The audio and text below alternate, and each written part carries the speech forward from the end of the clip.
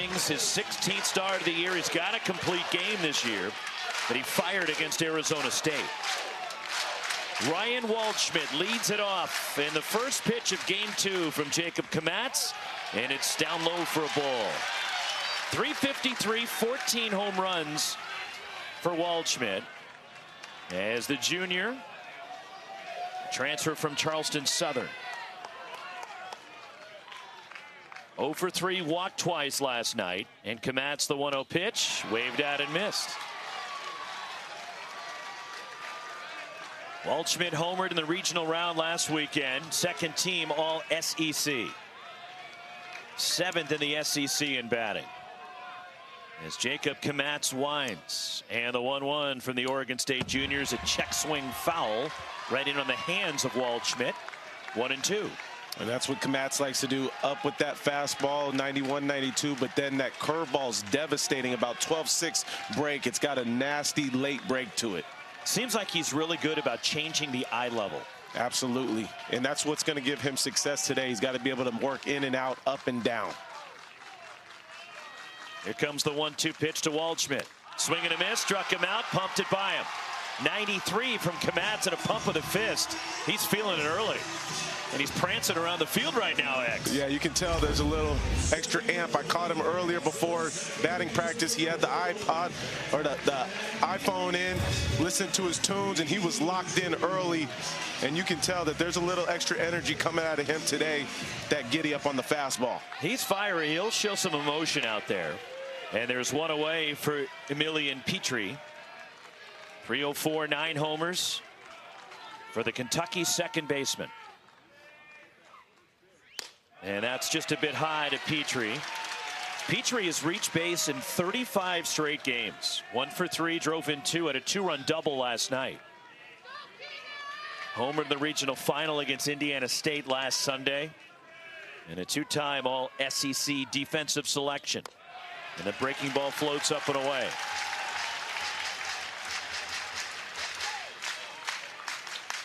High praise from Nick Mingione when we were talking to him before the Super Regional Access. He was talking about Petrie, saying he's as good as any player I have ever coached. And he's coached a lot of good ones. Yeah, and I feel like that says a lot, right? You understand a guy that has been in your program, and he's really shown you his ability to understand what he's doing at the plate. I think that's the thing that really stands out to me, is the approach at the plate, and then he's been great defensively as well. 3-1 on Petrie. Mingione went on to add to that he affects the game on every level. Whether it's defense, which you alluded to, at the plate, on the base paths. He can really do it all. Plus, he leads the team in walks this season. And the 3-1 from Kmatz. And swung on and skied in a twilight here, despite being 9:10 p.m. locally. Travis Bazzana, just inside the line, makes the catch. Yeah, it's staying. Skies still, you see some of that pink with the blue up above, and it's 9:10 p.m. Eastern time. Yeah, and as a fielder, that's obviously not easy to handle. You got to make sure. We saw earlier both these teams taking a lot of fly balls. Kentucky using the fly ball machine, really making sure that they understand kind of at this time of night what the ball does in the air. 2 outs for Devin Burks, the Kentucky catcher, 255 with 3 homers. Burks 1 for 5 with a run last night in game 1. The windup from Kmatz, and that catches the top of the zone. 68 degrees at first pitch, slight breeze, very slight. And there were threatening skies this morning, but it never really broke through, and it has stayed dry all day. We did get some rain late last night, right when the game ended. Ripped foul past third, and Nick Mingione, the skipper, coaching third for Kentucky.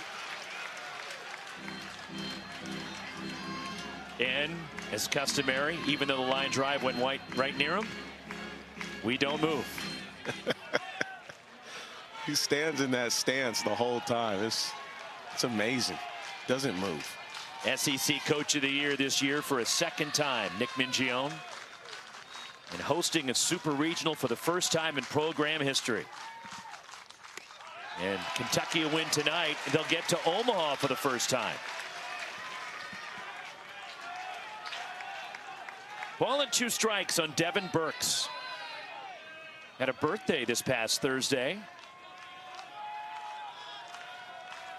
Redshirt junior from Bradenton, Florida. 1-2 from Kmetz is buried. And it's 2 balls and 2 strikes. And again, this playing surface here at Kentucky Proud Park is all artificial. The field turf with the exception of the pitcher's mound, which is dirt.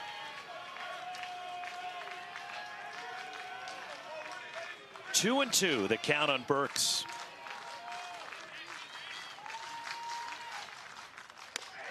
And it just missed as Kmetz thought he made his pitch. Started hopping toward the first base dugout. Yeah, and I thought that was a pretty good curveball that landed in the right spot. That's the pitch that he's going to have to command. That's his best secondary pitch. It gets the most swing and miss. If he can locate that today and keep hitters at bay, then he's going to have that swing and miss too. 3-2, got him. Came back with the breaking ball, struck him out, and a 1-2-3 first for Kmetz. Duplicate that same thing. It'll be fastball, slider, changeup, cutter from him. Here is Bazzana. Last night, Bazzana was 0 for 3 with a walk. Was the Corvallis Regional Most Outstanding Player, homered twice and drove in 4 last weekend. Overshift on for Kentucky in the infield, and that nibbles of the outside corner from Mason Moore.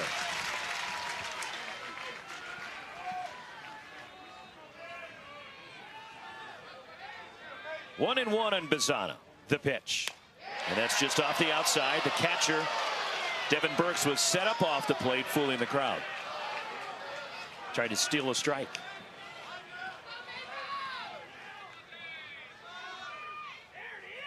Ripped foul on the ground, pass first.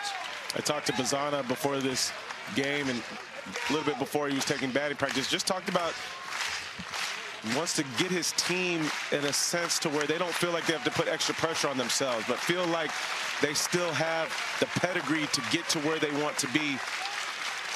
He's excited for the opportunity. Goes the other way. That one's peeling off foul into the packed grassy berm down there, and we had a record crowd of almost 7,500 here at Kentucky Proud Park last night. And by looking around the Yardex, we might have more here tonight. But don't tell the Lexington Fire Marshal. Just missed to Bazzana. Yeah, you know it's trouble when you have some issues as a broadcaster trying to get into the gates 2 and 3 hours before the game, and they're already stacked in front of you.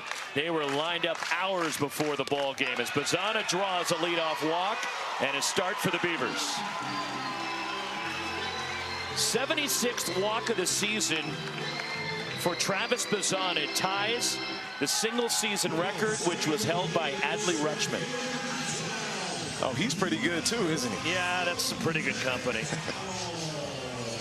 Leadoff walk, Bazzana aboard. He's the all-time stolen base leader in Oregon State history. Just basically across the board, all the records, they belong to that dude at first base. Micah McDowell, 394 for the Beef center fielder, looks at a strike from Mason Moore. 6 homers, 33 batted in for McDowell, who was 0 for 3 with a walk last night. Came up in a big spot in the top of the 5th last night. 1 strike pitch from Moore, and McDowell takes another strike. It was 1-0 Kentucky, top of the 5th, 1 out, bases full. And McDowell against Poozer struck out. And then Poozer was able to escape the inning, keep the Beavs off the board. And McDowell on 3 pitches, strikes out chasing a high fastball. 1 away, and that really seemed to change the momentum of game 1 last night. Yeah, that's when the energy flipped, and definitely saw Kentucky take care of business from there. It's a high heater coming from Mason Moore, and we talked about Jacob Kmetz on the other side and how he has to change the eye level of the hitters. The same thing goes for Mason Moore. See what he's done entering tonight in his 4 appearances in the NCAA tournament. It's been nothing short of lights out. He's no runs. Not allowed a run. Outside to Gavin Turley. leads Oregon State with 74 batted in. 281, 19 homers for Turley, drafted by the Diamondbacks out of high school in the 19th round, but elected to go to college and play for Mitch Canham at Oregon State. Swing and a miss by Turley. Last year, a second-team freshman All-American, but struggling so far in the postseason. He might be pressing. 2 for 14 with 8 strikeouts.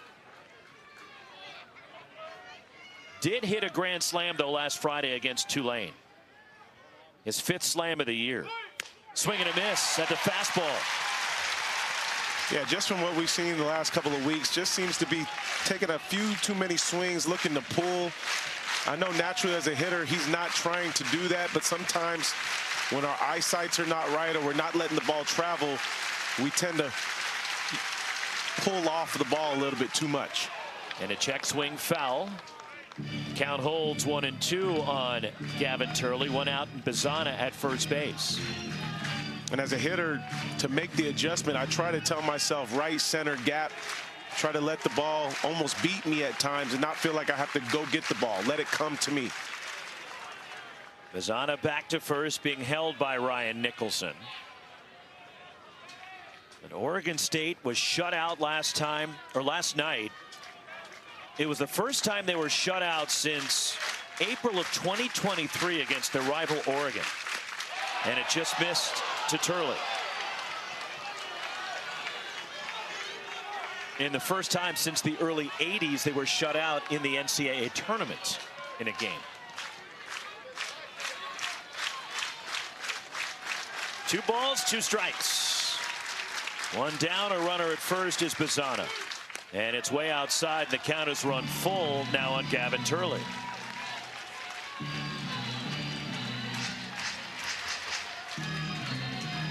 Already a second full count. Would you send Bazana? I would. I think this is an opportunity for him to use his legs. Already a couple of good at-bats. I expect the same from Turley here to finish off the at-bat.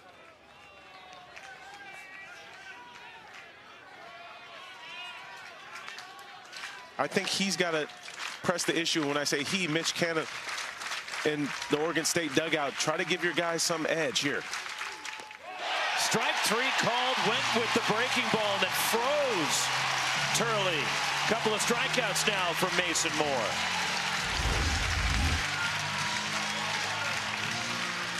Yeah, this is a slider that actually backs up a little bit. It's a pitch that's really tough as a hitter to pull the trigger on. You see Turley almost try to get out of the way, almost a little knee buckle because it was coming toward him and backed up at the last second there. So 2 down, Bazana at first. Here is Dallas Macias, the cleanup batter for the Beavers. 319, 8 home runs, and he fouls it back to the screen. Macias 0 for 4, struck out twice last night. Homered in the regional in Corvallis last weekend. Former Colorado High School Gatorade Player of the Year. And the son of a former college baseball player, as Dallas's dad Gino played for the Air Force Academy. 1 ball, 1 strike. Mason Moore, the pitch. Fouled back by Macias. Right, if Oregon State is looking for a positive tonight, the home whites, they're 17-0 when they wear the all whites this year. They need some mojo after they were shut down last night. It's time to bring out all the stops. And Kentucky, the visiting team, in their home park tonight. Macias lines it to first, and it's speared by Ryan Nicholson for the out. College World Series in their program history, with their first being way back in 1952. And they've won 3 national championships, all in the last 20 years. And that's as many as the rest of the field that remains in the tournament. Breaking ball waved at and missed by Nick Lopez, leading off the second. First team all SEC for Lopez. The transfer from USC. 357, 6 homers for Lopez, who is a switch hitter. And another curve from Kmatz that drops low. Lopez 2 for 5, doubled and scored a run last night. Played his last 2 years for the USC Trojans. Began his college career at Illinois Chicago. Southern California native. And he takes it down and in.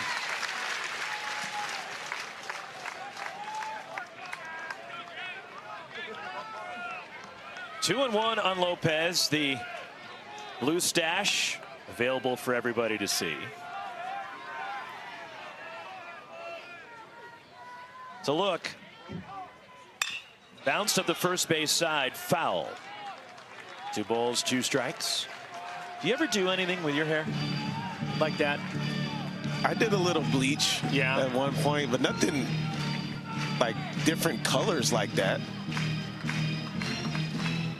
Check out that mustache. How much wax do you think he puts in that stash to get it to curl like a young Raleigh Fingers? I'm just thinking about him sitting in front of the mirror just doing that pregame. Well, he can do it while the team takes infield because he's the DH. And Lopez lays off.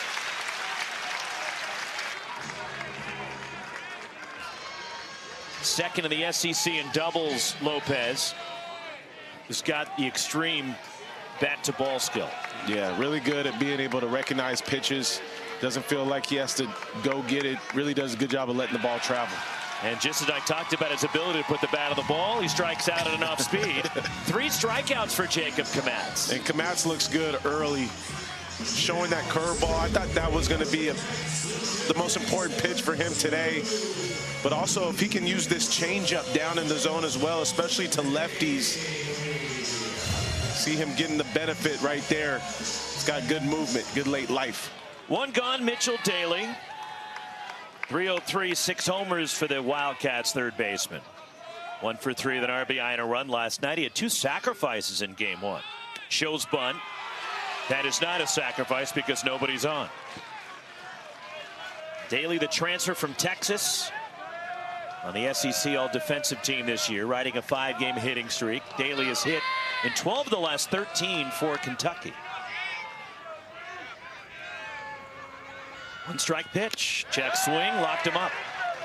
I know Kentucky's on the offensive side, but just watching Daly and Smith up the middle, something special. Before the game, during batting practice, when they're working their ground balls, these are 2 of the best defensive players I've seen all season long in collegiate baseball. 0-2.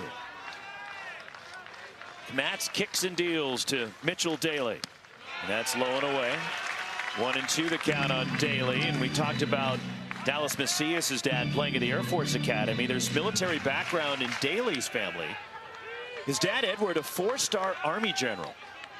And mom was a standout volleyball player, Kathy, at Army West Point, and also served in the military herself. And it just missed off the outside to Daly. Daly, who went to the College World Series with Texas as a freshman back in 2021. Playing in a super regional for the 3rd time. Had the heartbreak last year when Texas lost at Stanford.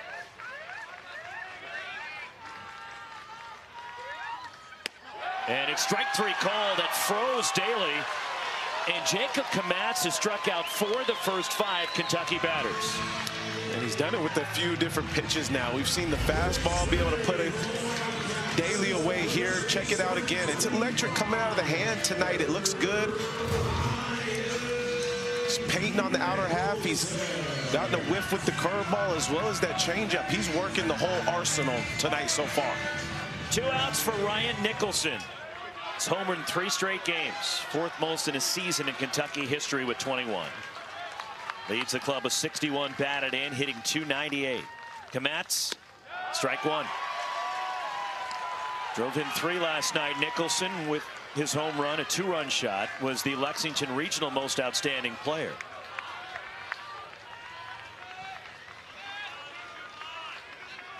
Not only is he homered in 3 straight, but 5 of the last 8 games for the Wildcats.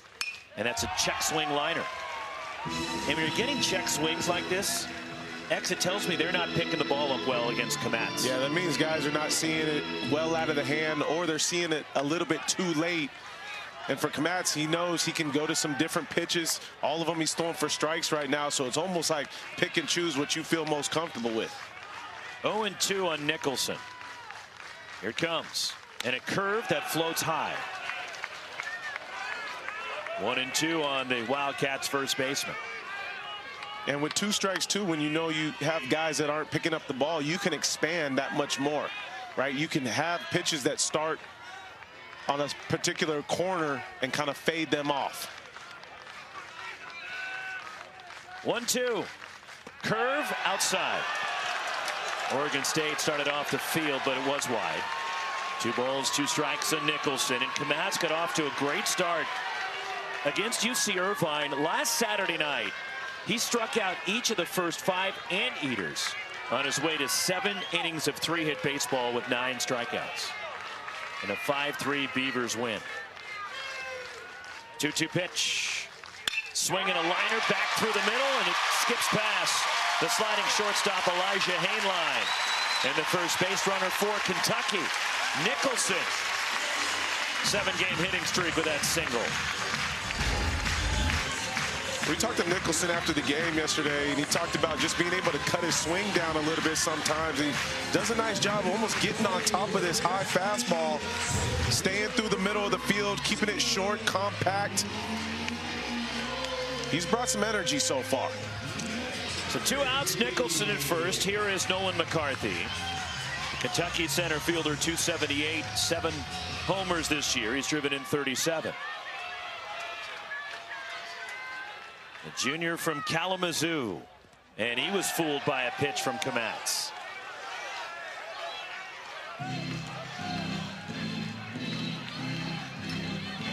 McCarthy has reached base in 12 straight games in a game 2 of this Super Regional.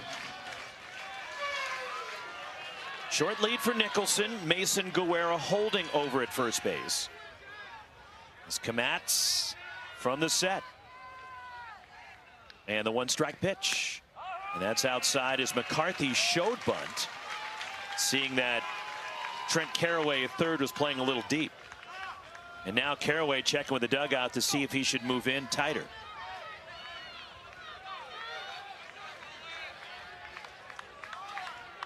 And he's moved up even with the bag.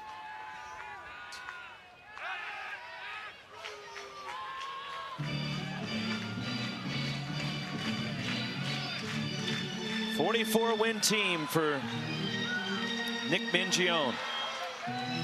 And Kentucky, 45 wins for Mitch Canham and Oregon State.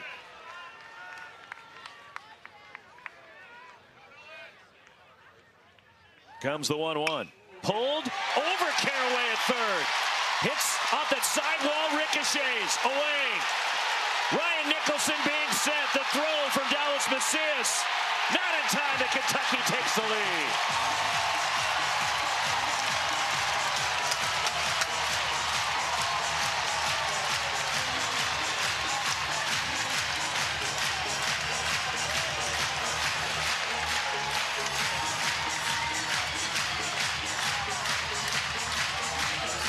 Well, by getting Carraway to creep in, he was able to get it over his head, and that side wall paid dividends for the Wildcats. Yeah, that's what Sean Bunt can do, but McCarthy rips this ball just out of the reach of Carraway. It looks like he almost had the opportunity to catch it, but the ball's hit so hard, and you see Nicholson hustling around second, then around third. There was no stop in his step, and you find himself scoring, putting that first run on the board. Right fielder James McCoy. And smothered by the catcher Wilson Weber. Freezing and going back to second is McCarthy. 233, 6 homers for McCoy. Was only 1 for 1 last night, but he had a sacrifice. He walked, was hit by a pitch. Homered in the regionals last Friday against Western Michigan as Kmatz half-hearted throw to second base.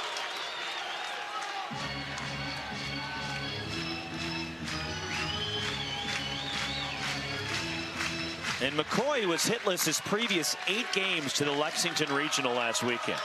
He was in an 0 for 21 spell. And it's 2-0.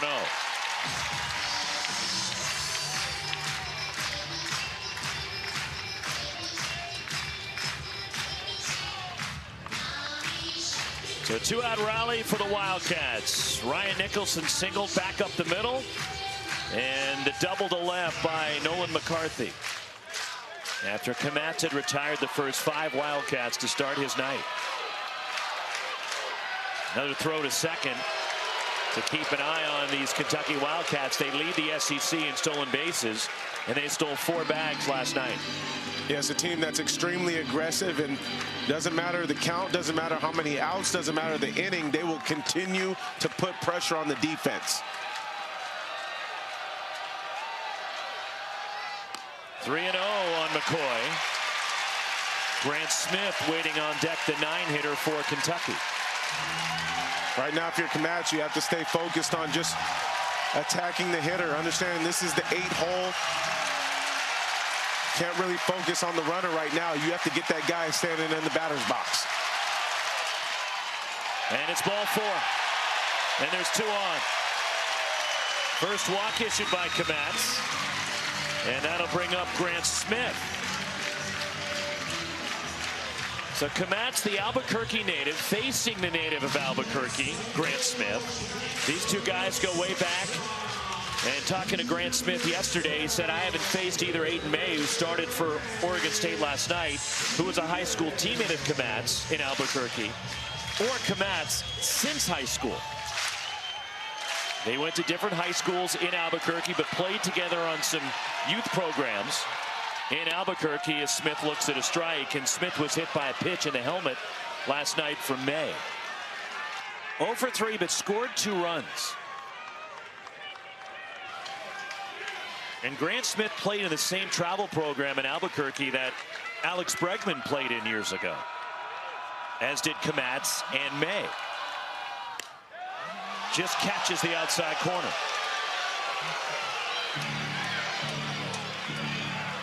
But Smith, Kmatz, Aiden May have known each other, been friends for a long time. And now they're meeting on a stage where only one can advance to Omaha in the College World Series. Pitch and a curve that stays inside. I know they say we don't move, but he did flinch a little bit.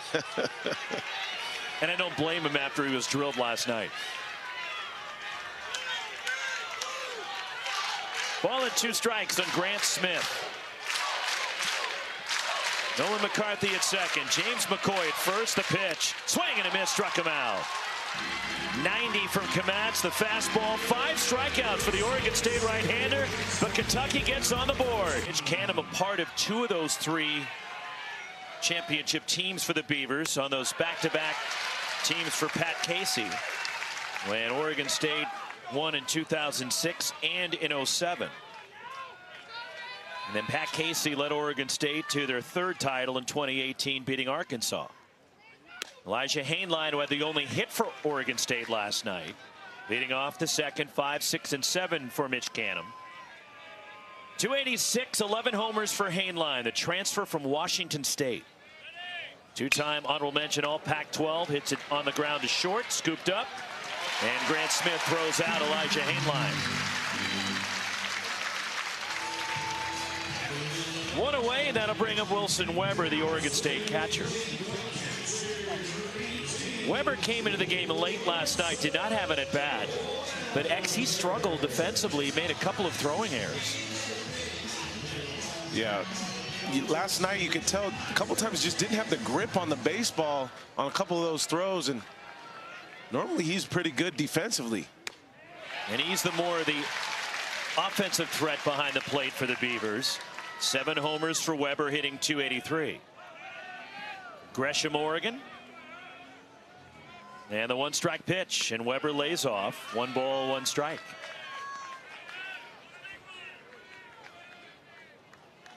Tanner Smith was behind the plate last night at the start of the game for Oregon State. Weber 1 for 7, scored 2 runs in the regionals last weekend. And it's 2-1 on the Beavers catcher.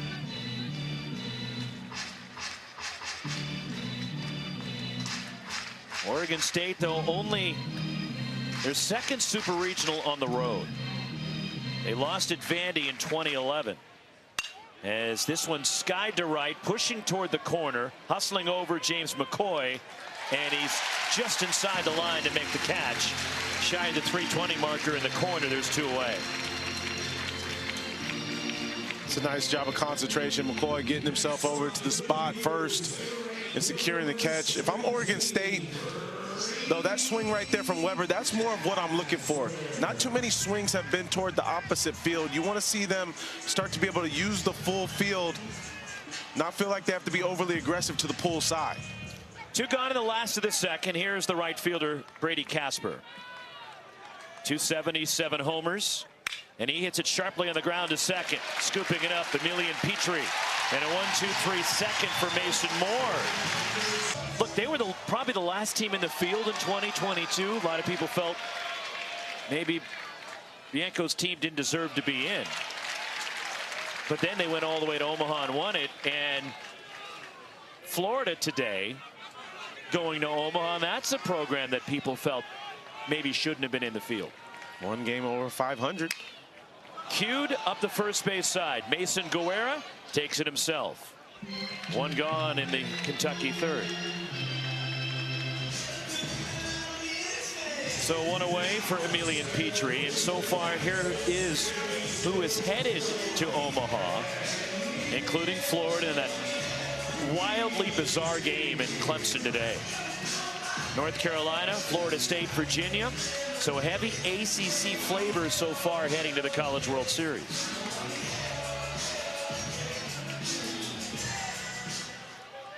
Petrie, a pop out in the first. He is 0 for 1. Jacob Kmatz kicks and deals. And that's over the inside half of the plate. Kentucky in the NCAA tournament, back-to-back seasons for the first time. Back-to-back 40-win seasons for the Wildcats.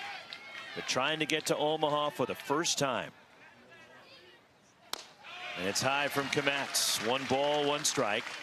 And this year winning their second SEC championship. They shared it with Tennessee. First coming for the Wildcats in 2006. Swing and a miss. Good pitch from Kmatz. Because he goes high level up with that fastball, then drops it right back down with that 12-6 curveball. It's a pitch that has a lot of vertical break to it. And it's late break too, so hard for the hitter to really decipher where to put the barrel at in the zone. 2 strikes in Petrie. Kmatz, the pitch.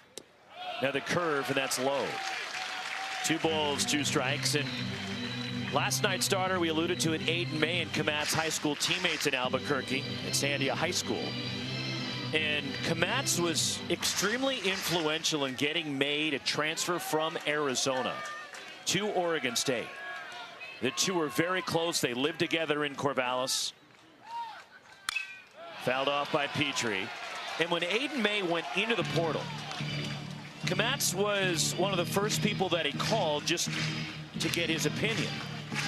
And also to get some background because Oregon State was a potential landing spot for May. And he knew he could trust Jacob Kmatz, and he loved what Kmatz had to say. Took a visit, and then Aiden May ended up going to Oregon State. There's a ball topped up the first base side that skips foul. You mentioned the program, the culture that Mitch Canham has. Were certainly huge influences. And a school that's very committed to baseball, Oregon State. With the success, the tradition that was built by Pat Casey that Mitch Canham is carrying on. But a Beaver program that, again, 3 national championships. And Aiden May wanted to be a part of it, and Jacob Kmatz helped him get there. 2-2. Line to center. Micah McDowell coming in, makes the catch. That ball stung right at the Beaver center fielder, 2 away. And to your point about Kmatz and May, that's a lot of how the transfer portal works nowadays, right? Guys that you understand, that you have been friends with, and you get the opinion of a player and try to figure out, hey, is this coach the right fit for me? Is this program the right fit for me? And we see it all across the country. Guys lean on a lot of the guys that they've played with in the past. Devin Burks with 2 outs. He struck out in the first inning. And Kmatz winds and gets him to wave at a breaking ball. An Oregon State program that's been in the top 10 all season against the #2 national seed Kentucky.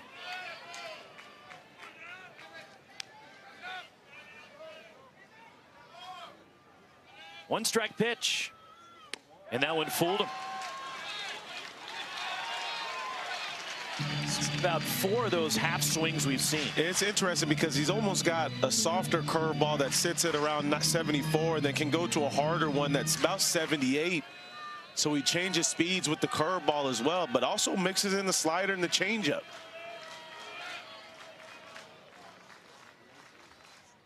On the ground, Mason Guerra backhands, leads Kmatz to the bag, and a 1-2-3 third for the Oregon State right hand. 1 hit in 11 innings so far against Kentucky pitching as Trent Carraway takes high. As Carraway walked as a pinch hitter last night, stayed in to play third base. The freshman has had an injury-interrupted season, hitting .350. He began the year on a 9-game hitting streak for the Beavers. And then in mid-March, was injured in a game, interestingly, against former Kentucky coach Gary Henderson's Utah Utes in Salt Lake City. Injured a finger. And for March 16th, Carraway didn't play again until the opening game of the regional in Corvallis last Friday against Tulane. Strike 3 called to Carraway. And for Mason Moore, that's 3 strikeouts. He's retired 7 in a row.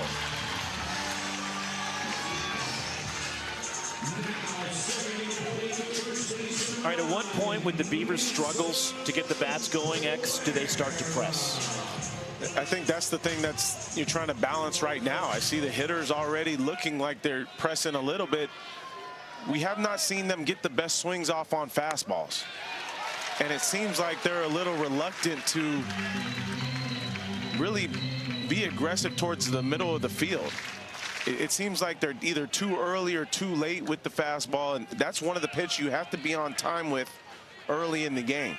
I can understand taking some swings and swing and miss against some off speed, but I feel like they're missing the fastball too much, and it's not an overpowering fastball. Mason Guerra, 244, 11 homers. A late season slump. He was hitting up near 300 until that tough time and struggles toward the end of the year. 2-1 on the 9-hitter tonight, Guerra. The pitch, and it's 3-1.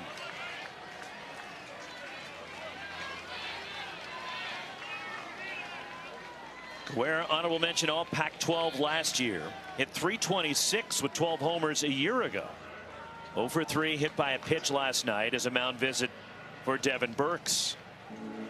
Guerra homered in the regional last weekend, and toward the end of the season showed signs he was breaking out of it. He had an 0 for 41 spell over 11 games until a 3-hit game against Arizona May 17th. Had a big homer at the Pac-12 tournament against Arizona State and swung it well last weekend. And Guerra takes ball 4 inside. Second walk issued by Mason Moore, and a 1-out base runner, and here comes Travis Bazzana.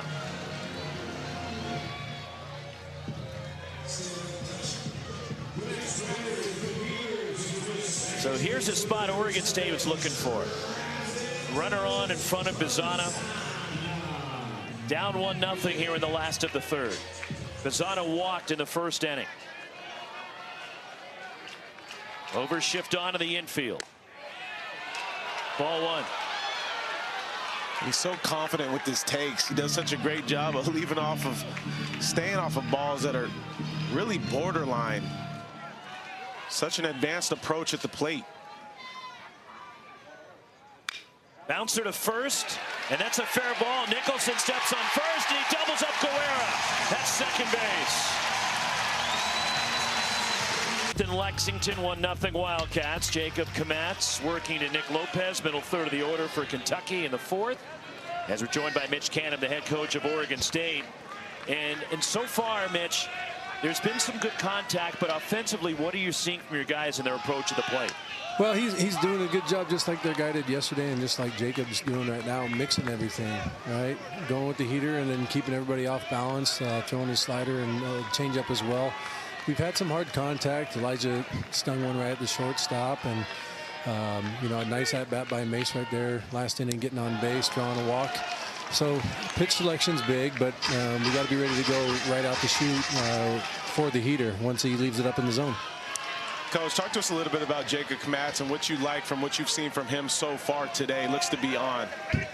Yeah, he looks well composed. He's just, you know, minimized. He had one bounce off the corner down there away from the outfielders, so the guy was able to score from first. But, you know, Jacob's, he's a smart cookie, and he's allowed to, allowing himself to control the moment. I know he's extremely competitive and wants to stay in there. In his mind, there's no pitch count. He just wants to go, go, go. But love how he's landing his curveball. He threw a really good changeup.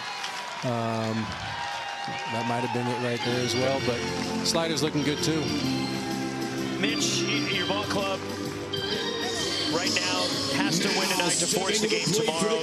You're used to big games when you were a player at Oregon State, since you've been coaching Oregon State. This program's used to big environments. What was your message to the team pregame today? I think I heard what you said. They do have a speaker right next to me. They're trying to drown us out. I get it. No, I mean, really, these guys know what's at stake right now. And at this point, you know, they want to respond back after yesterday. They want to play in the big games. And so watching these guys go work out today, hit the gym, push the iron around, and then load up on the bus, there was good energy to them, and there was focus within their catch play and everything that they do. So, you know, obviously you got to flush that kind of stuff from yesterday's game, which is exactly what these guys have done all year. Bounce back from, you know, some hardship, and still a lot of game left. So I want to see these guys continue to go out and fight. Mitch, appreciate the time as always. Thanks, you. Coach. Thank you, guys. Mitch Canham, the head coach of Oregon State. And a curve from Kmatz that just missed. And it's 2-1 on Mitchell Daly after Nick Lopez struck out to open up the top of the fourth. Mitch Canham is so even-keeled at all times. On appeal, no swing, says Casey Moser down at first. Well, that's how he was as a player. I had the opportunity to play with him in Double-A with the Cardinals, and you can just tell he's one of those guys that always very chill. And as a catcher, has to kind of have that mentality at times, right? Be able to handle the staff, and that's kind of the player he was, offensively and defensively. Popped up toward foul ground, giving it a look, Mason Guerra, and just can't reach it. Tough over on that side fence and the netting. And now a full count on Mitchell Daly, who struck out in the second. Yeah, those are those ones that you want to help out your pitcher there, be able to bring that one in. Obviously tough being right over there at the edge against the netting as well, but anything they can do to be able to secure any extra out, not give any other opportunities to Kentucky, is going to be big today. This will be pitch number 65 for Jacob Kmatz. And he brings it. Hit in the air to right. Going back is Casper. Still going back. He looks up. Off the wall. Plays the carom. Digging for two. Mitchell Daly slides in with a one-out double.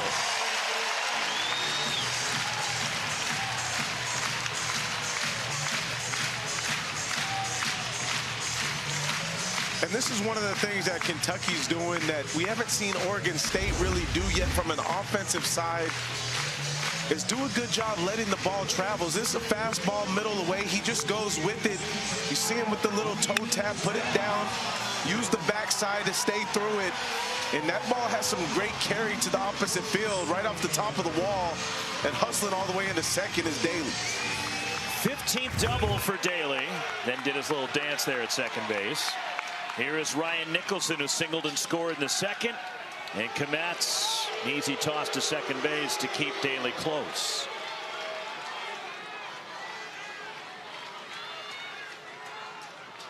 So win tonight for Kentucky. And a College World Series appearance for the first time in program history. They are the only team in the SEC that's never reached the College World Series. And a strike from Kmetz. And last night, they broke a 9-game losing streak to Pac-12 teams. They had not beaten a Pac-12 opponent since 1991 when they beat Arizona. And they were 0-4 all time in the NCAA tournament against Pac-12. With 2 of those losses to Stanford back in 1988, which we talked about last night. By the way, Kyle Peterson was offended you thought he pitched for Stanford in 1988. That was a joke, KP. That was a joke. They also lost to USC back in 1993, and in 98 they lost to Arizona. Just missed high from Kmetz.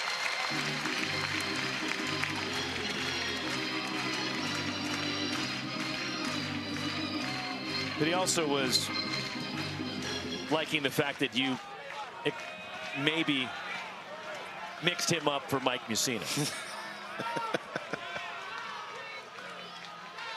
The 2-1. Taken off for third, and on a wild pitch, Mitchell Daly moves over.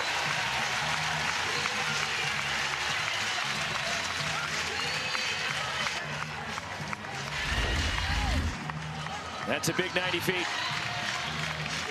Yeah, and this is Weber, keeps it in front, but again, we've talked about the pressure that Kentucky puts on guys. Daly does a nice job of reading this ball in the dirt, immediately sees it get away, bounce a little too far in front, and gets himself over to third.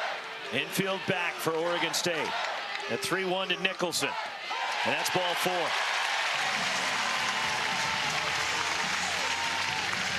Second walk issued by Kmetz.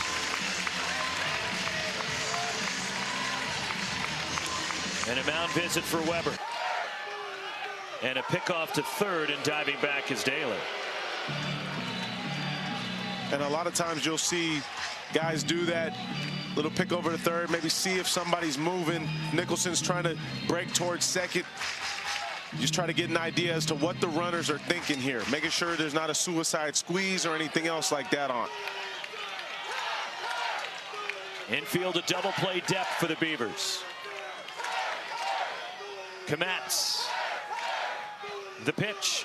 And squaring, it was more of a safety squeeze with the corners charging, and it's ball 1 to McCarthy. Yeah, we saw Kentucky run the safety squeeze yesterday as well. A play in which base runner on third has to make sure that the bunt gets down and he can get home on time. He's got to make sure it's a good bunt once he does get it down. You need to stay alert at all times with Kentucky's offense. The 1-0, again squaring, and it's ball 2, and it's blocked by the catcher Weber.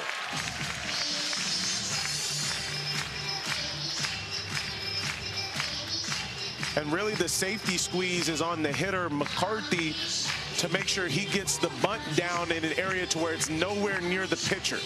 If you can just keep it away from the pitcher, the safety squeeze is almost unbeatable, especially with the good base runner on third and Daly. Bunted to first base, charging barehand. Guerrero to the plate, not in time. Daly is safe, and it's 2-0 Wildcats.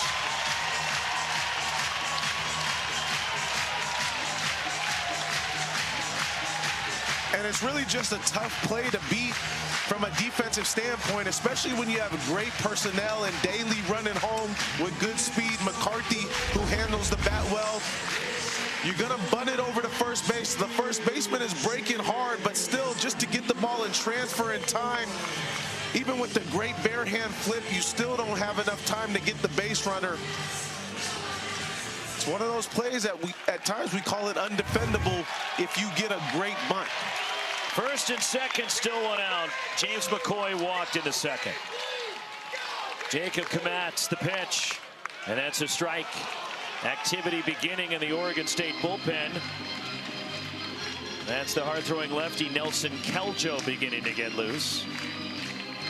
So it's a sack, fielder's choice, and an RBI for McCarthy.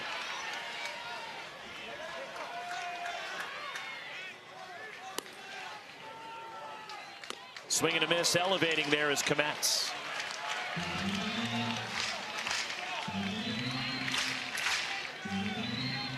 Run in the second on the RBI double for McCarthy. Now McCarthy also drives in the second run for the Wildcats.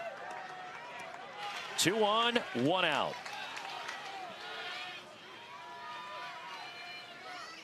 And a curve, swing and a miss, and Kmetz another strikeout. That's 7. And there's 2 away for the 9-hitter Grant Smith, who struck out in the second. And we still see the curveball working.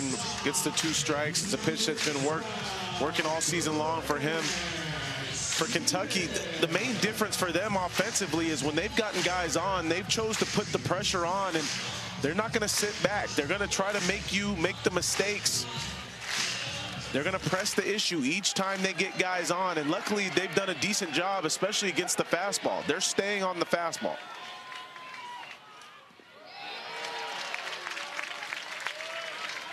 As an offense, Grant Smith. As an offense, when you stay on the fastball, you may make some swing and misses against the off speed, which we've seen Kmetz get tonight. But at the same time, you're going to have your best opportunities to stay on a pitch early in the count and get yourself some guys on base, because he's going to come with the fastball.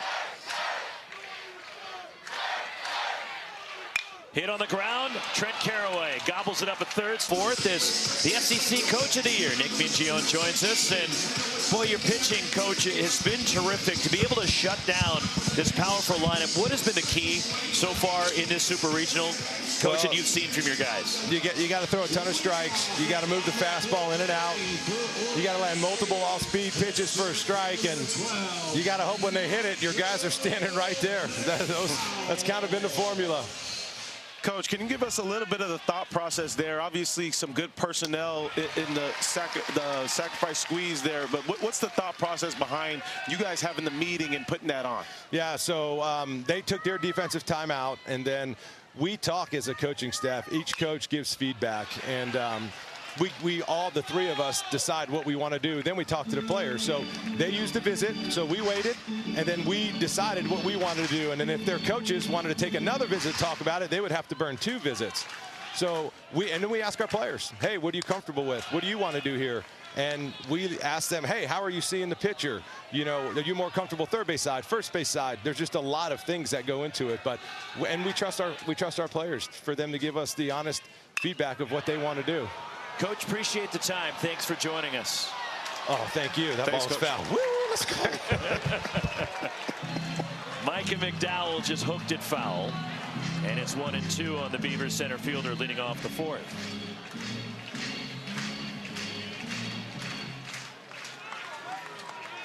We welcome those of you just joining us to Lexington after you saw Tennessee win the Knoxville Super Regional over Evansville with Xavier Scruggs and our ESPN crew. Roxy Bernstein with you from Kentucky Proud Park. Late night at the KPP. And a 2-0 lead for Kentucky after a 10-0 win last night in Game 1. And for the Wildcats, both RBIs coming from Nolan McCarthy. RBI double in the second and a safety squeeze in the 4th that brought in Mitchell Daly with the second run. Oregon State still looking for a hit against Mason Moore, who has struck out 3. He has walked 2. And it's 2-2 on McDowell. And Oregon State now in 12 innings against Kentucky pitching has just 1 hit so far in this Super Regional. Yeah, this is an offensive team that we've seen that's been so competitive all season long, and it just seems like they're a little bit in between, and whether or not they want to sit on the fastball or off speed, they're still trying to figure out what they want their offensive approach to be, and whatever that plan is, they haven't really narrowed it down for the time being. Full count on Micah McDowell leading off the last of the 4th. And that's high and a leadoff walk. That's the 3rd issued by Mason Moore, and a start for the Beavers, and here comes Gavin Turley. And really, that's the best at-bat we've seen from Oregon State, even going back to yesterday. A nice job of working a deep count, being able to foul a couple balls off to the pull side. Just missed a home run, foul home run, McDowell did, and then goes left field foul, but sees a couple pitches and offers an opportunity for him to get on base here. Gavin Turley struck out looking in the first. He shows bunt, and he fouls it at the plate. It hit him in the batter's box, so it's a foul ball. Now, if it hit him outside the box, he would have been out. And trying to catch Kentucky off guard, you don't expect the RBI leader and a guy with 19 homers to lay one down.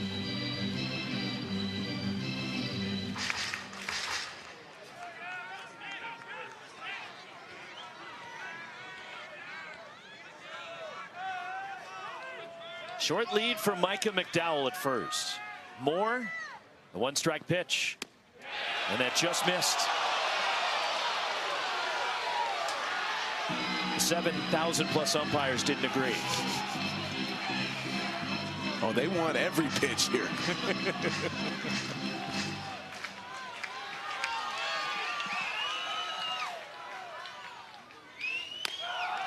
And it's 2-1. And now the catcher, Devin Burks, headed back out to the mound. Yeah, this more just a breather. Hey, let's get back to what you've been doing. Previous 3 innings. Tough at bat. McDowell just had. Let's reset. Get back to, if you're going to miss off the zone just a little bit. We're not missing up and down by a good margin. Let's get back to being commanding in the zone.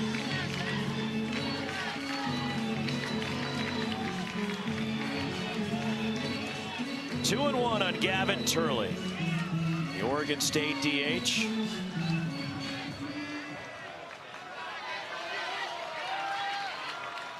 Mason Moore. Swing and a miss.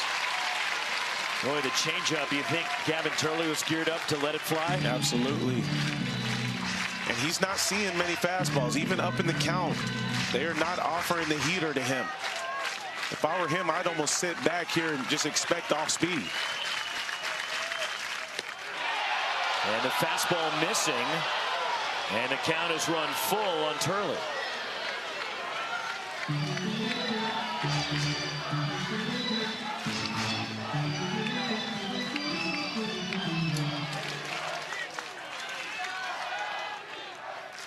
McDowell had a very short lead to begin with and gets back easily.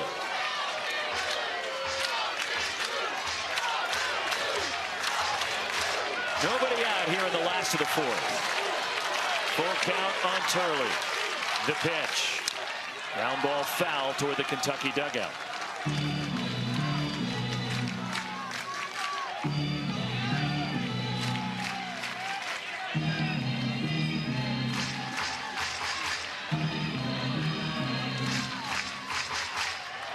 Second straight full count for Mason Moore. He struck out 3. He's walked 3.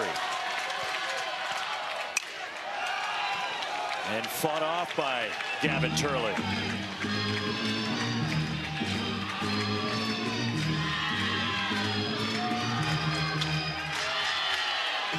Outfield playing deep all the way around. This would be the 8th pitch of the at-bat to Turley. And it's ball 4 and back-to-back walks, and Oregon State has 2 on for the cleanup batter, Dallas Macias. Well, these are the most competitive at-bats we've seen Oregon State have. Getting to 2 strikes and almost not being overly aggressive, not allowing themselves to expand the zone too much. Very quality at-bats right there from Oregon State, back-to-back. Mitch Canham putting together an offensive conference here, with the Beavers threatening in the bottom of the 4th. And look, these are their offensive numbers. It has not been pretty so far in Lexington for Oregon State.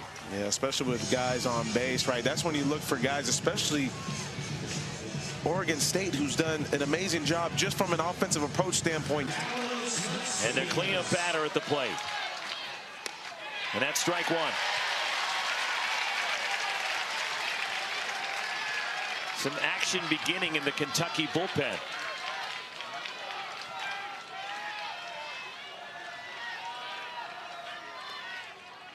One strike pitch, and that's off the outside to Macias. 1-1.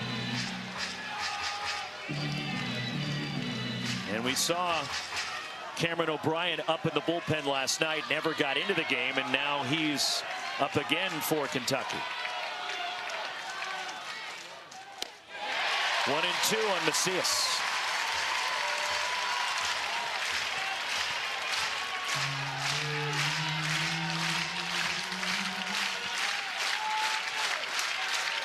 McDowell at second, Turley at first base for the Beavers. Fouled straight back. And this is the difficult job as a hitter here with runners on base. It's hard to tell yourself, hey, I don't have to try to hit the 3-run jack right here. I need to stay within myself, keep the line moving, have a good at-bat just like the last two guys. It's almost like you're mentally battling yourself not to try to change the course of a game with one swing. Macias fights it off. Into the overflow crowd here at Kentucky Proud Park.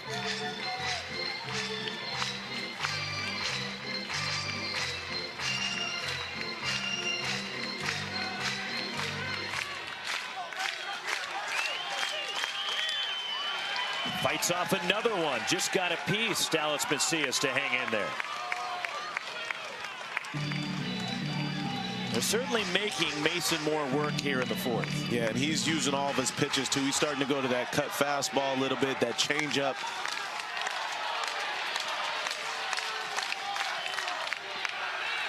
Blocked by the catcher, Burks. The runners hold.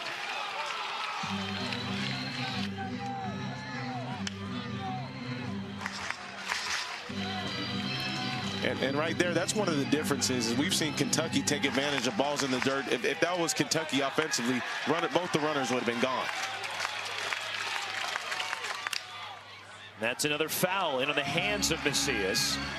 And a battle between Mason Moore and Dallas Macias.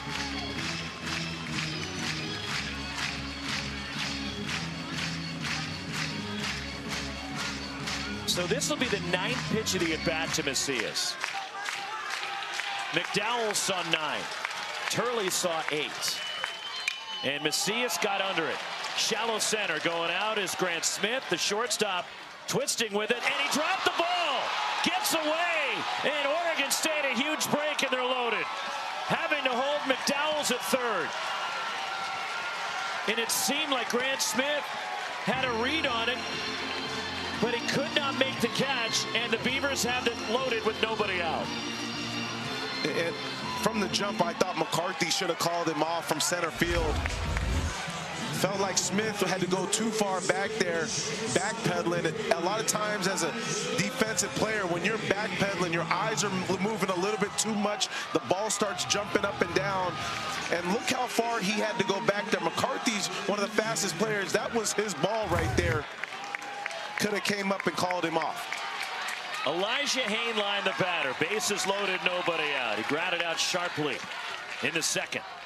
Strike one. And Hainline has the only hit for Oregon State so far in this Super Regional. And he led off the second inning last night against Trey Poozer with a single back up the middle. An error charged to Grant Smith. 2 walks in the error. And they're loaded with nobody out.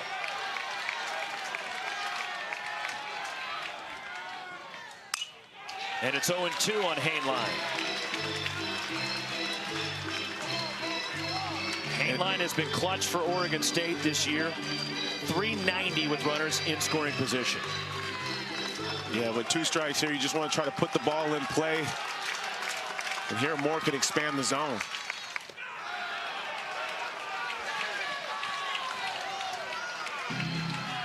Huge opportunity for the Beavs. Down 2-0. This will be the 30th pitch of the bottom of the 4th for Mason Moore.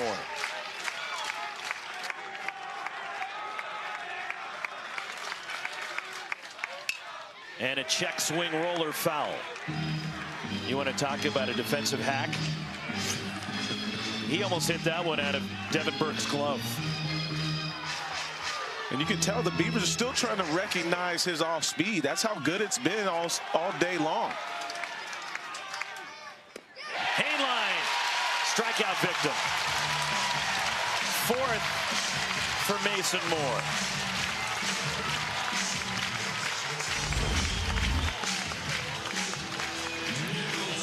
And this is just heavy break here. Down and away. Does a nice job of knowing he can expand there way up in the count. Gets another swing and miss. Bases loaded, one out for Wilson Weber. A fly out in the second to right field.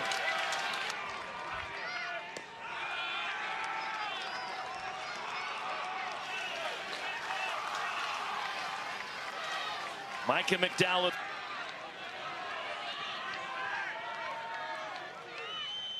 And it's 2 Weber.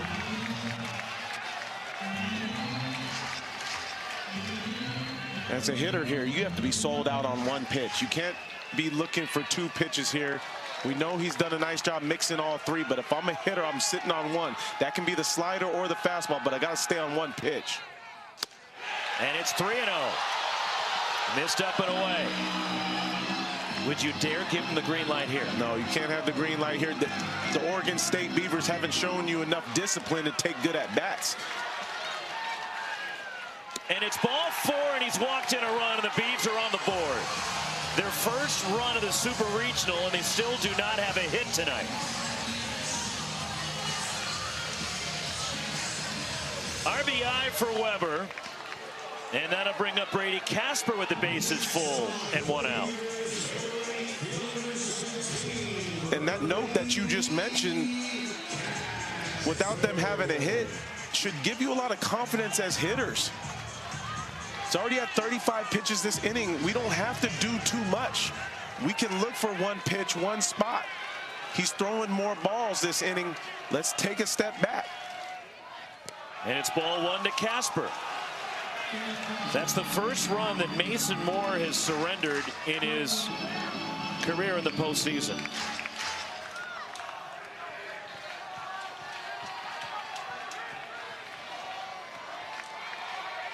One and 0 on Casper. Do you make him take till he get a strike? I think so at this point, yes. Especially with the lower third of the lineup up. Maybe if you're looking at Bazana and McDowell, that might not be the case. But with the lower part of the lineup up, we see he's starting to struggle to throw strikes, even with the off speed. He had a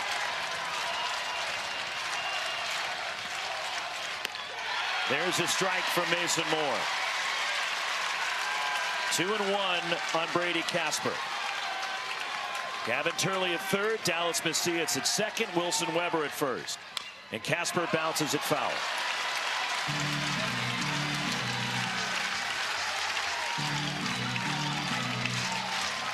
This is a veteran guy at the plate for Oregon State.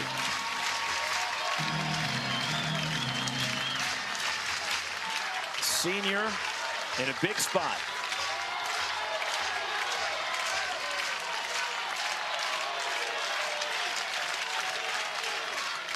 Another foul from Brady Casper. It's really hard to do it as a hitter because you're just trying to battle right now with 2 strikes, but really he hasn't thrown the off speed for strikes over the past couple of hitters. If I see spin, you can almost let it go. And he does take, and it's run full on Casper.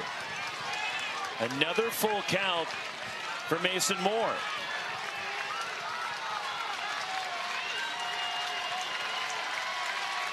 Here it comes.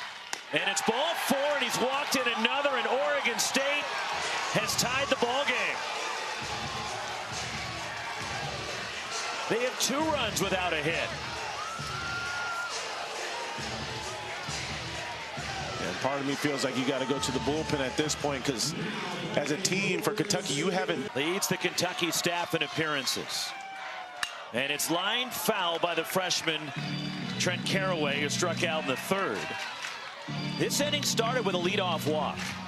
Back-to-back walks, then a drop pop-up by the shortstop Grant Smith, loaded the bases. After Elijah Hainline struck out, walks to Weber, and Casper tied the game to bring in runs. And it's 1-1 on Carraway.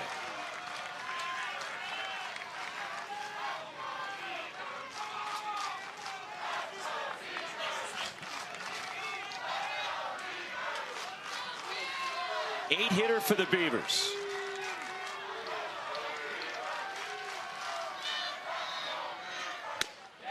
Strike as he went around, could not hold up on an elevated pitch from O'Brien.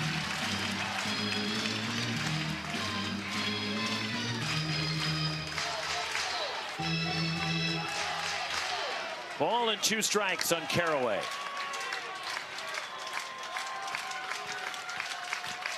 And the pitch, line foul. And that fastball up from O'Brien can be a little tougher because it's got really good spin rate on it. It's a pitch that almost looks like it can rise a little bit. So at 91, 92 can sometimes look like 94, 95, especially at 6'5" height. 1 out here in the bottom of the 4th. O'Brien, the 1-2. Swing and a bouncer past third base coach for Oregon State, Ryan Gibson, former Beavers standout. We'll do it again, 1-2 on Trent Carraway.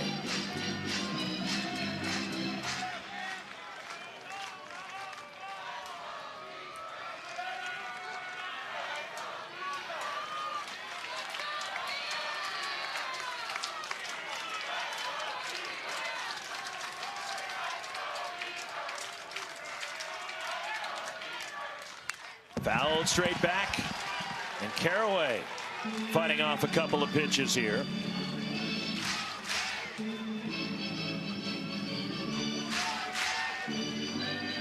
Boy, how about that note right there? 14 pitches fouled off with 2 strikes just in this inning by Oregon State hitters. It's just making a pitcher work. And that oftentimes is the difference. Allow them to throw enough pitches to where they end up making the mistake.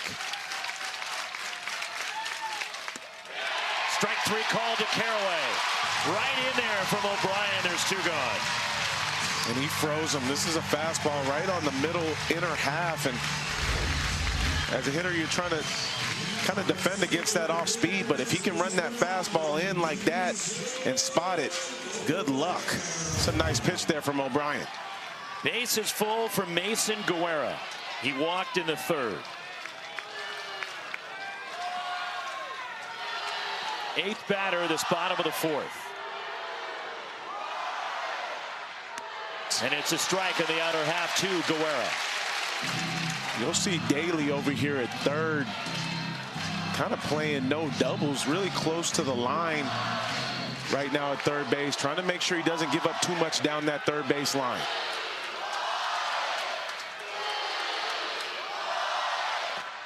One and one on Mason Guerra. And on deck, Travis Bazzana looms for Oregon State. If Guerra can extend the inning.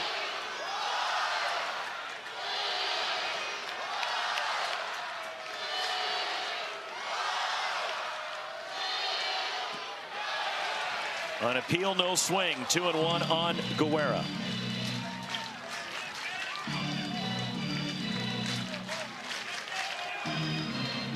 Single runs in the 2nd and the 4th for Kentucky to build a 2-0 lead. And Oregon State has scored 2 here in the bottom of the 4th. Their first 2 runs this weekend. The 2-1. Strike to Guerra. That was a really good slider. Yeah, that's a good pitch right there. Almost is that late cut to it. Might expect him to expand with that slider here with 2 strikes.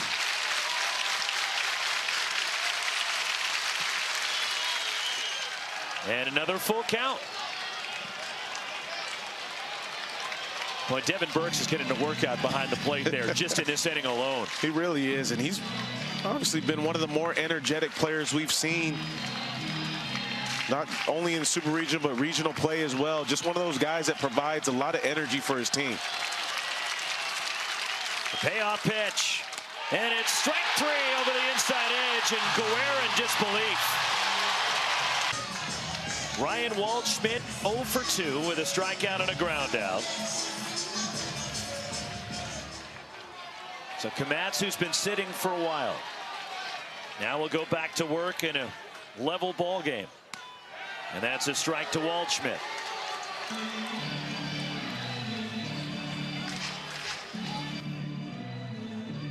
This overflow crowd has been energetic and buzzing all night. And trying to bunt his way on, and he lays it down, and Waldschmidt is on, and Oregon State is saying it hit him outside the box. And that's what Travis Bazzana is claiming to the umpires. He's pointing at the video board, and the umpires will get together here. Yeah, immediately when he butted this ball, it looked like it hit something on him. I couldn't tell what body part, but definitely looked like it hit something out of the box. And they're calling him out at first base after the conference. He is out. It'll go as a 2 unassisted putout to the catcher, Wilson Weber. And here's another look.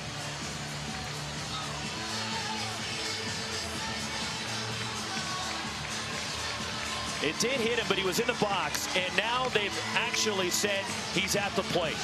It hit him inside the box. It's a foul ball. If he'd been out of the box when it hit him and made contact, he would have been out. Yeah, you can see he got his forearm right there in the box, as you mentioned. It's a good conference by the umpiring crew, and it's 0-2 on Waldschmidt. And he struck him out. 8 strikeouts for Jacob Kmatz. So one away. The NCAA Men's College World Series begins Friday. The 45th consecutive year it's on ESPN, and the 22nd straight year every game from Omaha will be on ESPN. The finals begin Saturday, June 22nd. For more information, go to ncaa.com, your home for all 90 NCAA championships. Emilian Petrie. Strike one. He's 0 for 2 tonight. Yes, destination Omaha. Omaha, somewhere in middle America.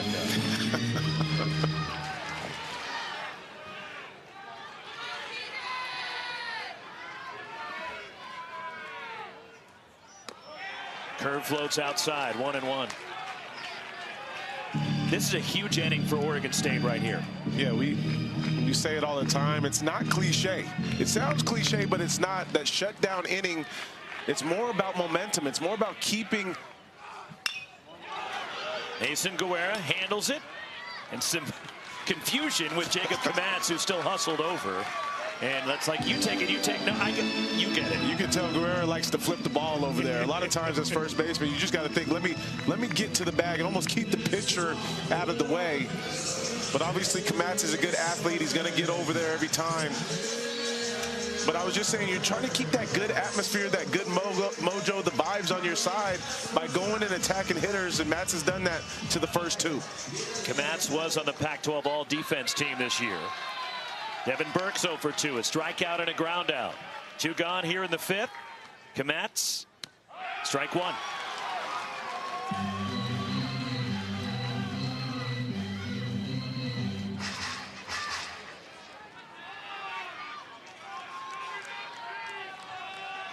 Bazzana will lead off the bottom of the 5th for Oregon State. And it just misses outside with a fastball, 1-1.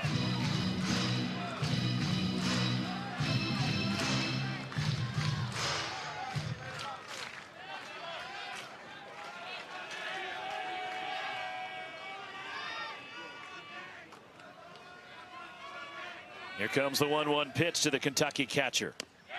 And it just missed down and away. 2-1.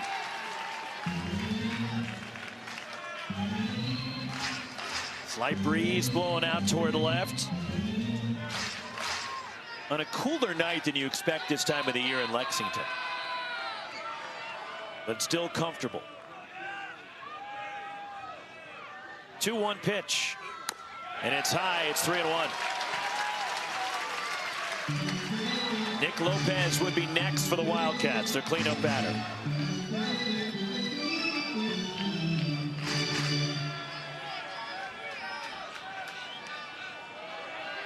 The junior righty, Jacob Kmatz, the pitch. Boy, the 3-1 breaking ball, and he drops it in there. He's got so much confidence in that pitch. Can tell that curveball that has such good movement to it, but he can change speeds with it. It's a pitch that he knows how to get strikes with.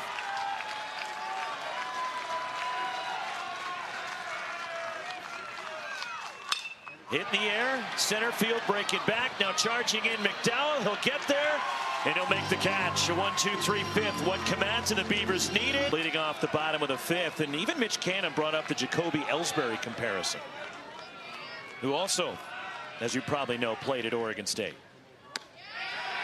Strike to Bazzana. His dad is here. In fact, he's been in the States for a few weeks now, coming all the way over from Australia. Was at the Pac-12 tournament. Also up at the Corvallis Regional last weekend.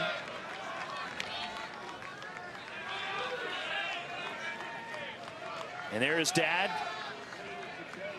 He must know somebody because he's sitting right in the front row. That's what happens when you're the Pac-12 Player of the Year. 2-1 on Bazzana. As O'Brien missing, as O'Brien entered with Mason Moore laboring to find the zone in the fourth.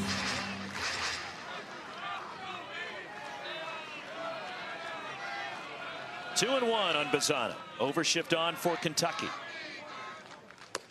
And it's 3-1. And Bazzana just, first off, he's an amazing kid. You were talking to him pregame around the batter's box and the cage, and just a wonderful person to get to know. They don't come any better than Travis Bazzana. As far as players, too. And it's a strike to Bazzana, who disagreed with Brian Marine.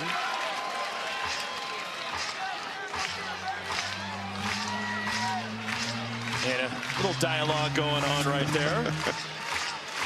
Another full count for Kentucky pitching.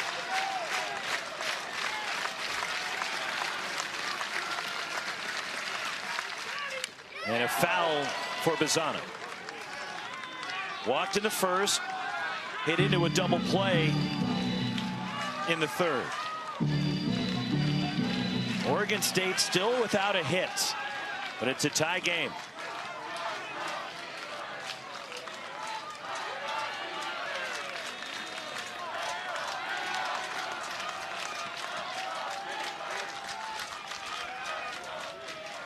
Got him, struck him out. Good action. O'Brien is a little pumped after the punch out. 3 straight hitters he has struck out. And it's a hard slider that comes into lefties. Oftentimes referred to as his cutter. He's got good movement. Tough pitch to lay off of there. That starts kind of middle in. And for Bazzana, just hard to lay off of that. Here's Micah McDowell, who struck out, walked, and scored. He started that 2-run rally with a leadoff walk in the fourth and a grounder foul at the first base side.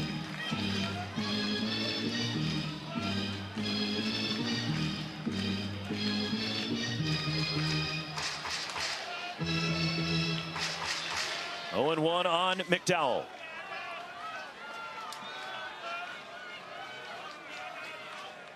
Cameron O'Brien only from the stretch. And that's a fastball right down the heart of the plate.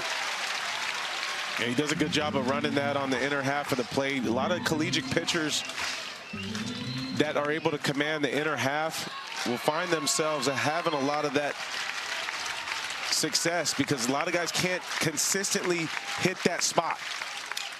McDowell bounces one. Ryan Nicholson handles it near first base.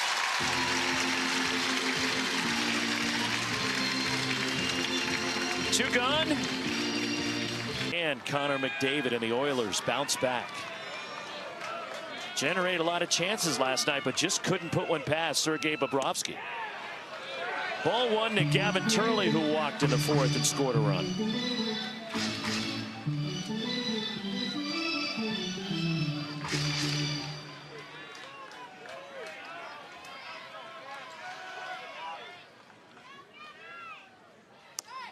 This with a breaking ball the front door.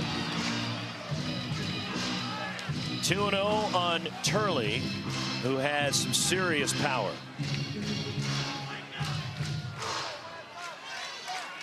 Cameron O'Brien, first appearance here this weekend. And there's a foul at home plate as O'Brien worked twice last weekend.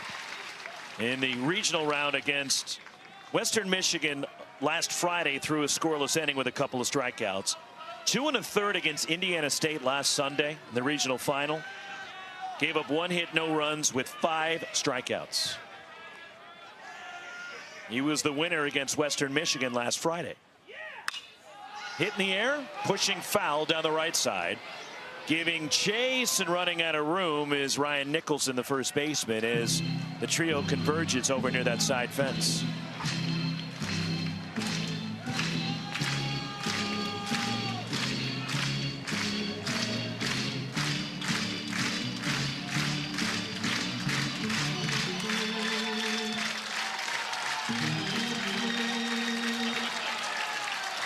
Two and 2 on Turley.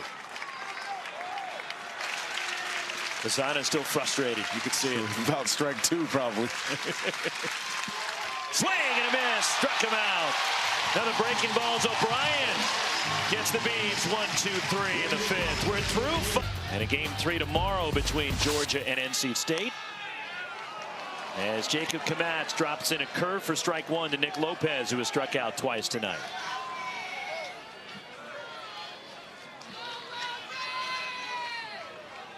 .91 pitches now for Kmatz. His season high was last Saturday against UC Irvine. He threw 108. Another curve, and it's cued foul by Lopez.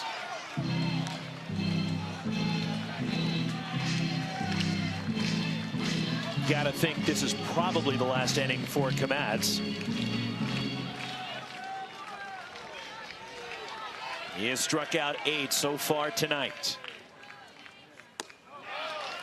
1 and 2.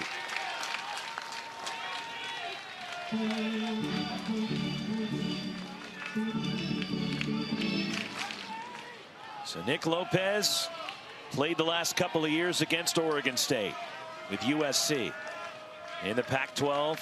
Grad transfer to Kentucky, and he pulls it on the ground. Mason Guerra Fields tells Kmatz he'll take it.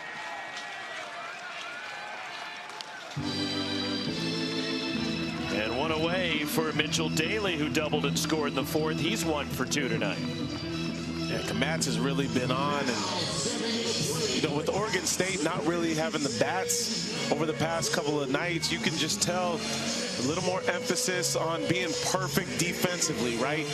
Doing everything they can to make sure they handle the baseball, and they've done that well tonight.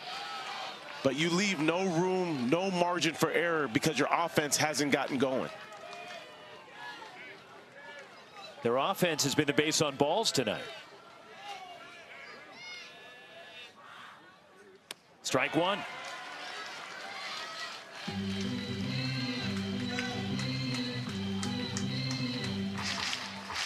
But that's now 14 innings of 1-hit baseball this weekend for Kentucky pitching. And there's an umpire's stoppage here briefly by the plate umpire, Brian Marine. And Marine is an equipment issue, it appears, with Kmatz. He has taken off that wristband where he gets the signal from the dugout and the pitching coach for Oregon State, Rich Dorman, on the pitch selection. And that appears to be the issue for the Oregon State right-hander.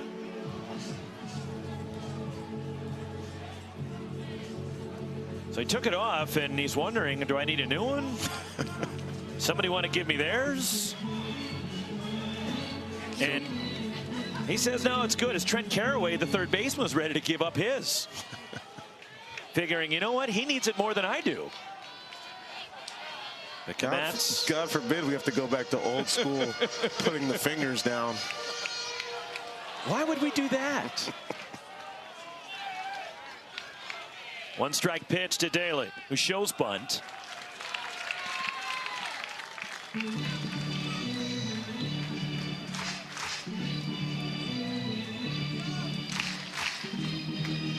One ball, 1 strike.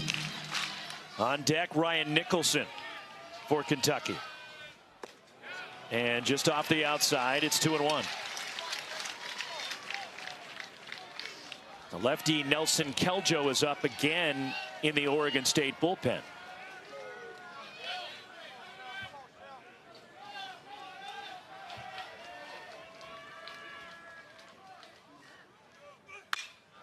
Drill, left center field. McDowell back, onto the track, and he runs it down. Loud contact from Daly, but Micah McDowell's able to chase it down for Oregon State. We've seen really good routes from McDowell, being able to get to the baseball. Did a nice job of opening the hips and getting to right center. Me and you discussed it a little bit before this Super Regional started. Said probably about 380 in the gaps, but it does jet out there pretty quickly. And the ball at night here doesn't necessarily travel well to center field. And there's an example of it because Daly hit it on the screws, it looked like. On the ground to second, Travis Bazzana from short right. And a 1-2-3 inning for Kmatz, who's retired 8 in a row. On to the last of the for the Beavers. But Mason Moore, who walked 6. And Oregon State getting 2 runs in the bottom of the 4th inning. A couple of runs being walked in. RBIs for Wilson Weber and Brady Casper as Dallas Macias leads off the bottom of the 6th. Against Cameron O'Brien, and that's ball 1. Macias, it was his pop-up that was dropped by Grant Smith in the bottom of the 4th that helped Oregon State in that 2-run inning.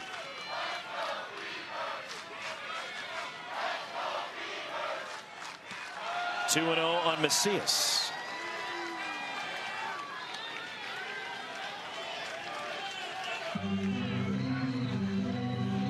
Activity beginning again in the Kentucky pen. As Moore worked 3 1/3 innings. Gave up 2 runs, 1 earned. Foul ball for Macias, and it's 2-1.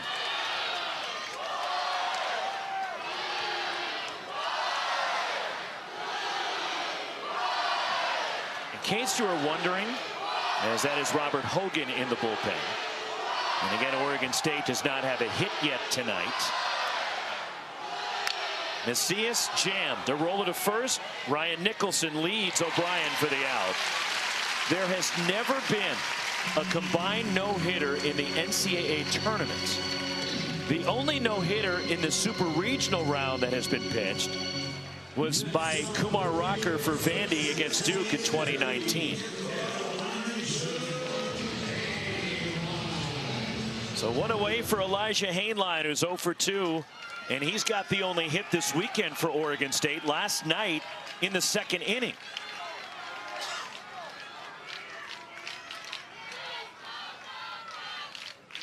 Hainline got under it. Towering fly to left. Ryan Waldschmidt settling under it.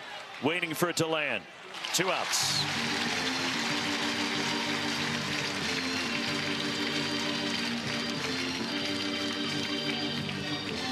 That'll bring up Wilson Weber for the Beavers. So O'Brien, since coming in, has retired all 7 Oregon State hitters. Weber drew a walk with the bases loaded in the 4th. He is 0 for 1.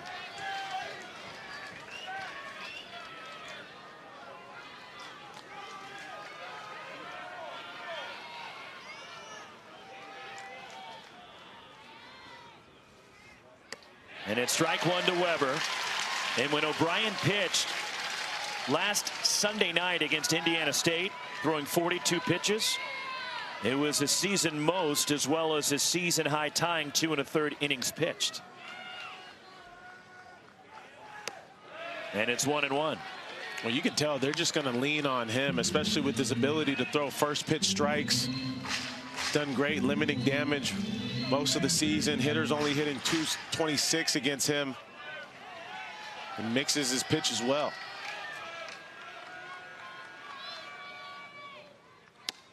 Strike to Weber. Ball and 2 strikes in the Beavers catcher. Crowd beginning to rise here in Lexington. Some late night baseball. Just missed. Hit low to Wilson Weber.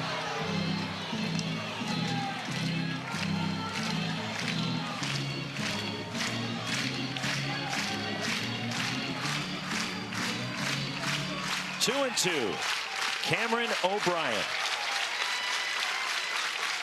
The pitch. Skied behind the plate, giving it a look is Burks, and it sails out of play.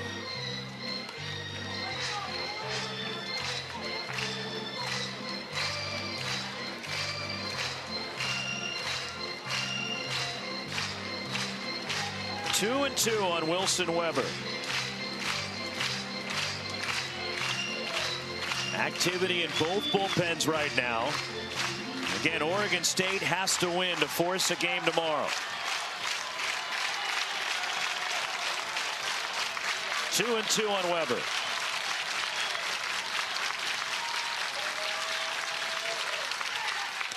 And it's high and a full count. It's another full count for Kentucky pitching. And this will be pitch number 40 for Cameron O'Brien. 8th full count tonight for Kentucky pitching.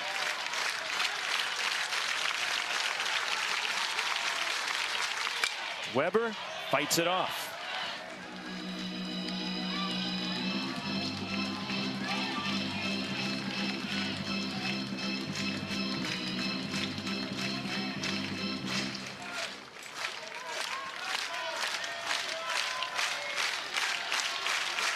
Again, we'll do the payoff pitch to Wilson Weber.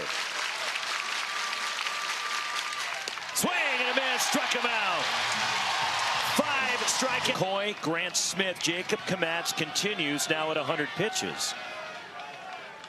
McCarthy has driven in both runs for Kentucky tonight. Pulled past third, fair. Off the side wall. Run down by the shortstop, Hainline. Hustling into second, a leadoff double. And Nolan McCarthy's second two-bagger of the night.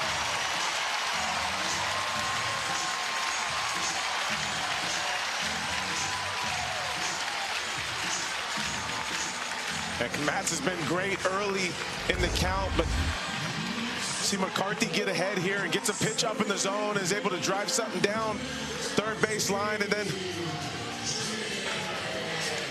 almost can't get rid of the bat because it's so sticky with the fine tar on it. But he does a great job of getting himself down to second base, even after Hainline makes a great effort to get to the ball quickly. Here comes pitching coach Rich Dorman for the Beavers to the mound. Nelson Keljo has been up in the bullpen, the left-hander. James McCoy, the hitter for Kentucky, is a switch hitter.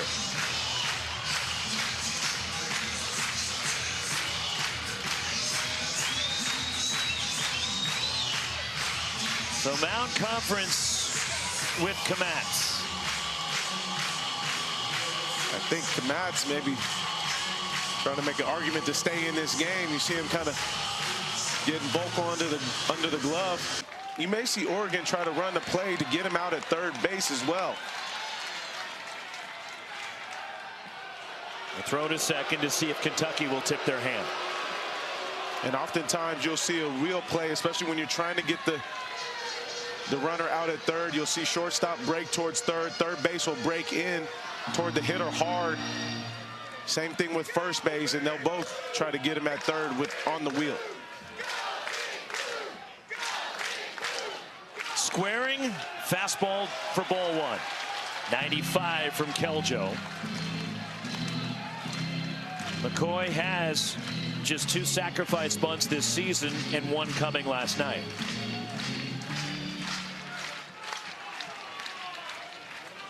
Corners playing up a bit, especially Caraway at third. That's a strike. As pulling the bat back was McCoy.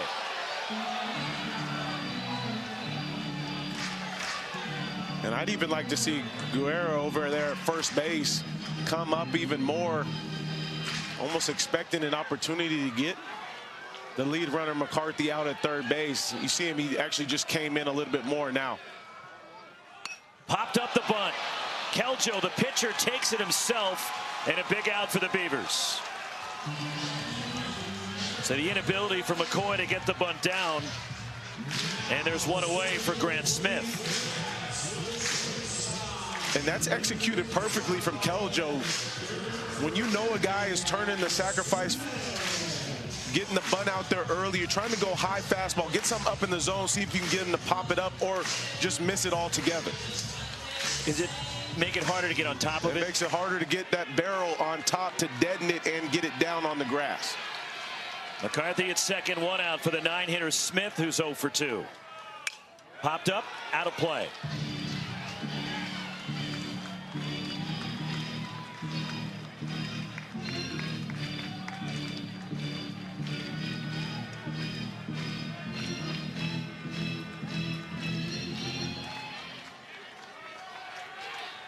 Oh and 1 on Grant Smith. Nelson Keljo, the spin and the throw. In the irritation of the 7,000 plus. But if you're Oregon State, you have to do that, right? Because we've seen Kentucky continue to put plays on, whether they're straight stealing third, whether they're trying to read something in the dirt, bunt to move the guy over even with one out. We've seen them do it all. Bluffing toward third as Smith punches it out of play. And it's 0-2 now on the Kentucky shortstop. Top of the order, Ryan Waldschmidt on deck.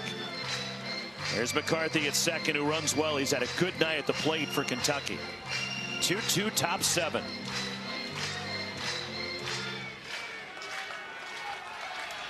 There is Waldschmidt looming. Keljo, the pitch. And it gets away from Weber. And Oregon State's not covering the plate. And scoring from second base is McCarthy.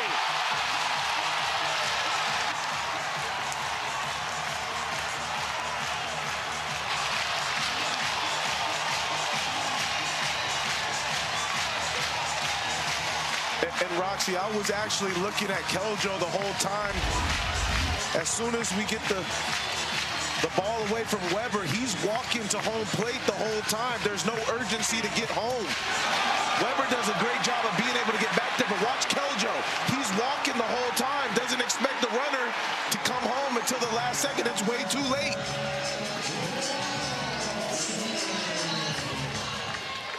That's just heads-up base running from McCarthy. And Keljo kind of being lackadaisical with the mental mistake there. Strikeout, wild pitch allows Grant Smith to reach. And scoring from second was McCarthy. 3-2 Kentucky. What a wild way to take the lead. And it's ball 1 to Waldschmidt.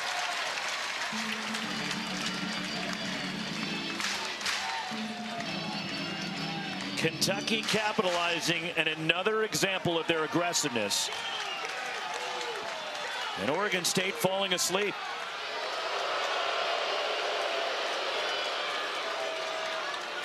That run is charged to Kmatz. 3-2 Kentucky as the Wildcats reclaim the lead. And it's 2-0.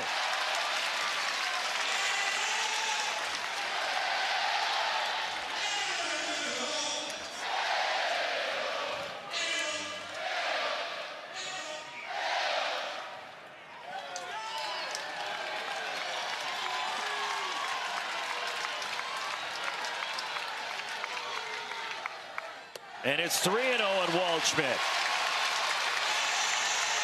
So after the strikeout wild pitch, second time, by the way, in this Super Regional, we've seen Kentucky have a better reach on a strikeout wild pitch. It happened last night.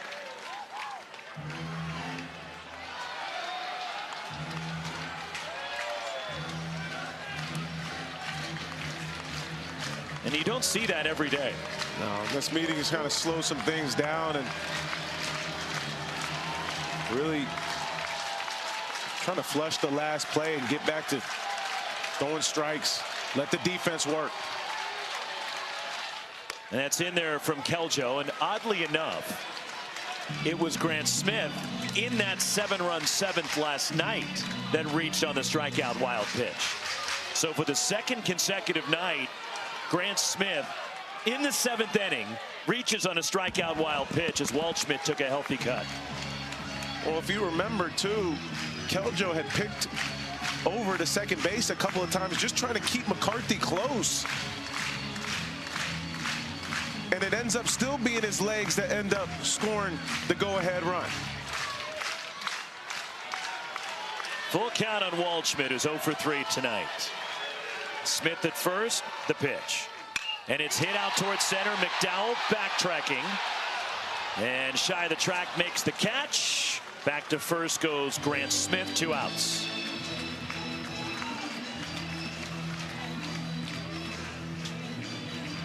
Good job by Keljo to battle back after he maybe was a little rattled at the beginning of that at bat. Absolutely. Got to 3-0, was able to get himself back, especially after Weber. Credit Weber going out there, being able to slow some things down, talk to him. Hey, let's lock back in, and he was able to do that.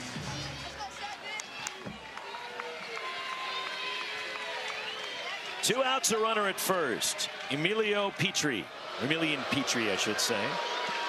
And a throw to first. Emilian Petrie 0 for 3 tonight. And he's got an on-base streak on the line, as Petrie has reached in 35 straight. 2 outs. Smith at first. Keljo.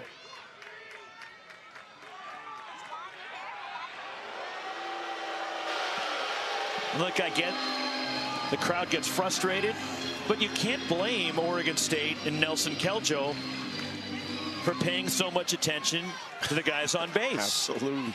That's what Kentucky does. They lead the SEC in steals. There goes Smith. It's a strike. Throw to second, bounces, and a steal on the second base is Smith. 6th stolen base for Grant Smith. Well, just the way that their roster is constructed, they have so many athletic players that can steal a bag. It's the way that they're wired, and they are extremely aggressive. They'll always look to take the extra base. 1-1 on Petrie. And this is something that Nick Mingione has developed over the last few years. And trying to figure out how to play here in this ballpark, which has been open since 2019. And they've changed their style of the way they play. They've recruited to it. Jammed and fouled back. And during COVID, Nick and his staff, they examined every aspect of this program, but also, again, they had a limited sample size of playing in this ballpark before everything came to a halt in COVID. But they were trying to figure out how to play here. And over time, they figured it out. And this is part of what they do and the best style to play in this yard. Tipped into the glove of Weber. The strikeout for Keljo. Side retired, but Kentucky goes back on top. We're stretching in Guerra against Cameron O'Brien.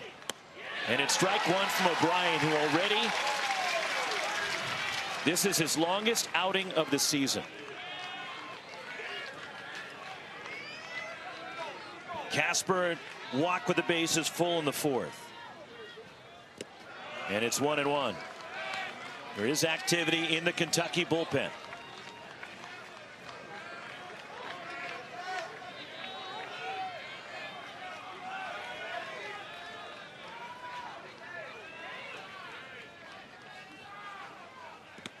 And it's 2-1 on Casper. And an interesting side note to this matchup between Kentucky and Oregon State. As the athletic director at Kentucky, there is Robert Hogan getting loose in the bullpen. Also getting loose is Ryan Hagenau. But Mitch Barnhart's the AD here at Kentucky. The other way, and the first hit for Oregon State. Leadoff single to start the home 7th by Brady Casper. And wouldn't you know it, there's something on the left side of second base. Well, we've been talking about it all night. Just the ability to go to the opposite field. It just seemed like Oregon State had been pressing a little bit too much, a little pull happy. And when I say that, that means coming around the baseball a little too much, trying to get the barrel too far out in front. And Oregon State was celebrating in the dugout after that first hit. Seemed like they've obviously been waiting for it, not just tonight, but last night as well. Easton Tull pinch hitting for Trent Carraway. And the left-handed batter for the Beavers.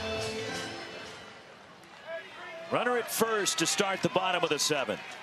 Talt hitting .318 in 44 at bats. He has a home run. And already a season high in pitches and as well as innings pitched in length for O'Brien. And that'll bring a try-in. Talt pushes a bunt foul off to the left.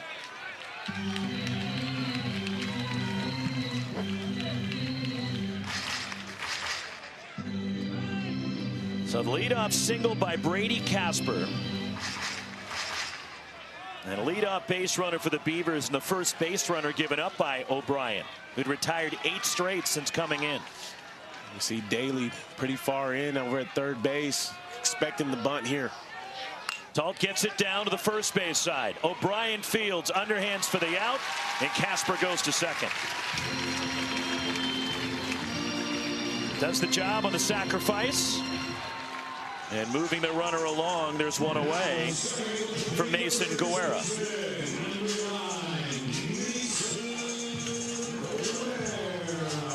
Oh for 1 with a walk for Guerra. And Travis Bazzana on deck for the Beavers.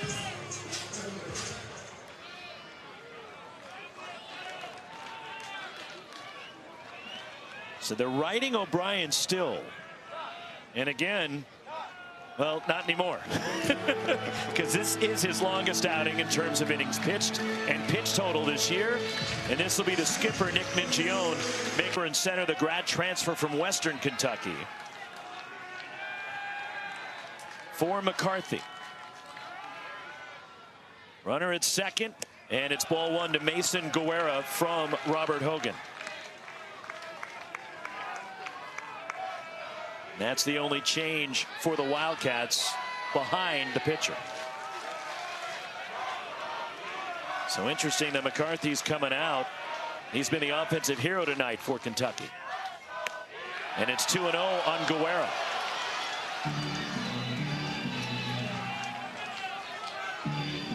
Yeah, and at this point, if you're Kentucky, you just count down outs, right? You want to get your best defensive guys out there. Crittenberger does a great job out there in the outfield, so you're hoping he can run something down that McDowell may not. And a wild pitch, and to third goes Brady Casper. And now the tying run for the Beavers at third with 1 out in the bottom of the 7th, and a 3-0 count on Guerra. I'm interested to see what they do with the infield here. With 1 out, less than 2 outs, makes the job of the hitter much easier. Now with the infield back, can just hit a ground ball past the pitcher. You have yourself game tying run.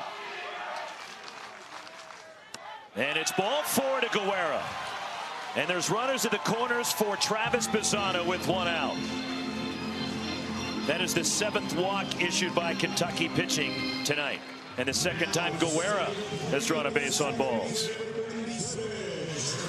Bazzana 0 for 2 with a walk. And if you're Kentucky, you have to be extremely careful pitching to Bazzana right now. You have to do whatever you can to stay out of the middle of the zone. This is the guy you circle in the lineup. You do not let him beat you. I'm not saying you walk him, but you be smart about how you attack him. Might want to try to nibble more around the edges, see if he'll expand, which he does not do very often, but you have to try here. Robert Hogan the pitch, and it's ball 1 to Bazzana. They may not even pitch to him here. He hasn't got many pitches over the past 2 days. And this is a situation where I definitely do not want him to hurt me. Some tense moments on both sides right now. Here comes the 1-0. The swing and a miss by Bazzana. Shift on by Kentucky on the infield. They have 3 guys on the right side of second base. And the outfield playing deep all the way around.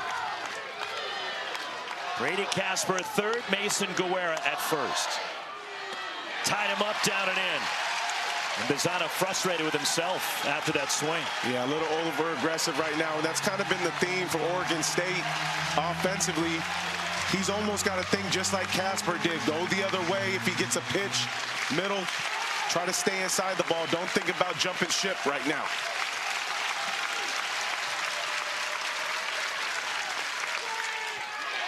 And a foul, just getting a piece, was Bazana in on his hands from Robert Hogan. And we're seeing that slider just diving back foot to the lefty. Bazana, as a hitter, I got to tell myself, see something middle away. Try to push him off the plate a little bit. And a big hole in the left side of the infield. Huge with the hole. Shift on.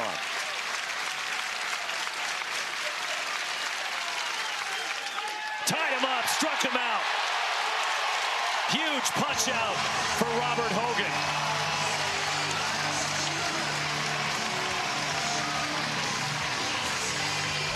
And Hogan just reading the swing of the hitter. That's what you do as a pitcher. If he's going to keep offering this swing in there, you keep going further and further and further until he tells you he can lay off of it, and he just wasn't able to. Now runners at the corners and 2 outs from Micah McDowell, who's 0 for 2 with a walk and a run.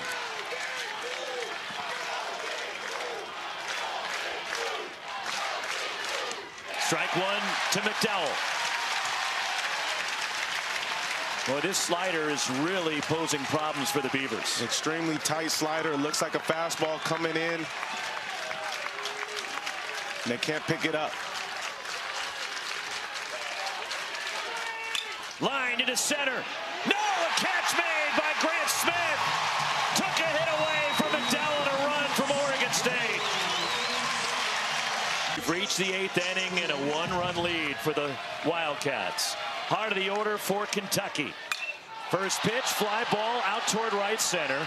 Roaming back, Micah McDowell onto the track, and he makes the catch in that little corner just to the right of dead center. The NCAA Men's College World Series begins Friday, 45th consecutive year. It's on ESPN on the 22nd straight year. Every game is on ESPN. The finals begin Saturday, June 22nd in Omaha. For more information, go to ncaa.com. Your home for all 90 NCAA championships. Strike 1 as Nick Lopez turns around to bat for the right side. 0 for 3 tonight from the left. Second inning for Keljo. That's inside, and Lopez bears repeating, as we told the story last night about, look, at USC, he was a right-handed hitter the last 2 years. He gets to Kentucky, starts messing around with switch hitting in the fall, and he grounds it foul. He's the more natural right-handed hitter, but it wasn't Nick Mingione or the coaching staff of Kentucky that wanted him to do it. He started doing it on his own. He's like, well, why didn't you do this before when they saw him hit?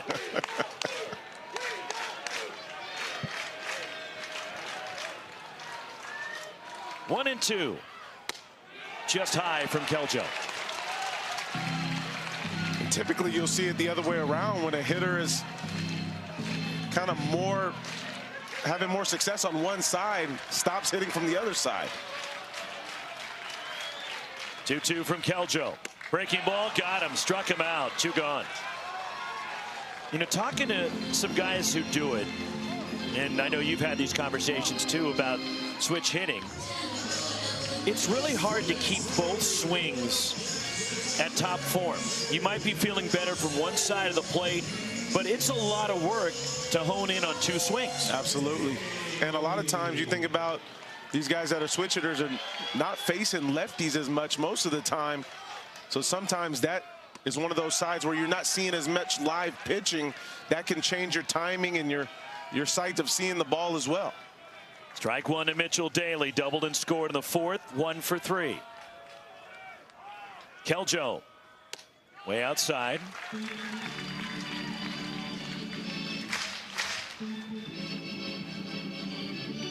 But a huge spot, Robert Hogan at the bottom of the 7th, stranding the runners, going through Bazana and McDowell, and keeping it a 1-run lead for Kentucky.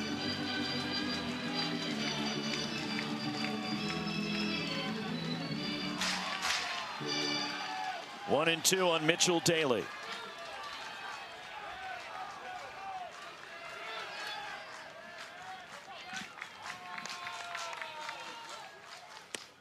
Just low with the fastball. 2 and 2 on Daly.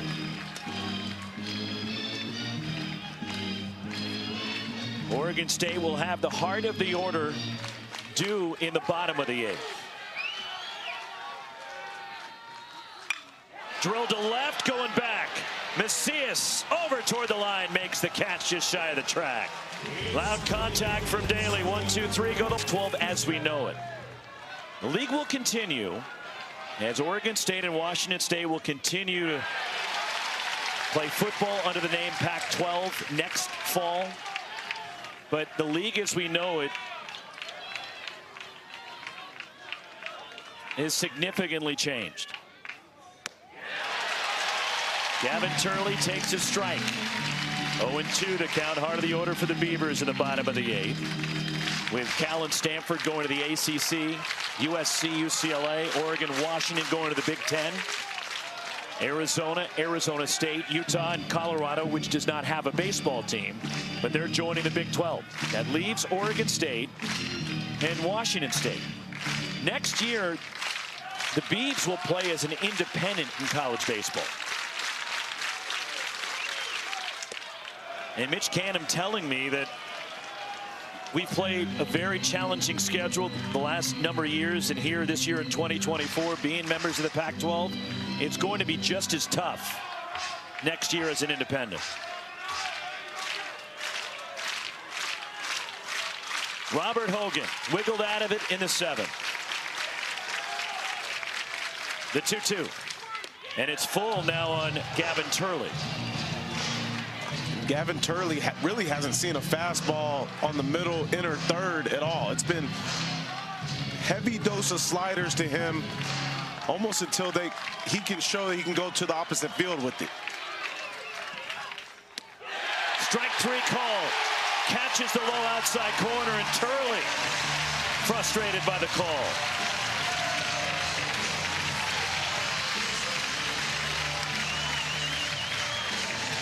And just a well-located pitch here from Hogan. Slider after slider after slider, and even 3-2. He's not afraid to go with the same pitch he's been using against Turley and gets him.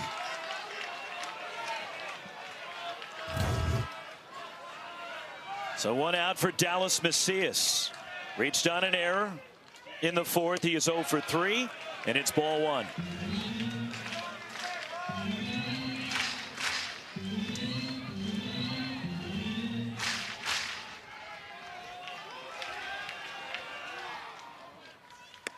Strike.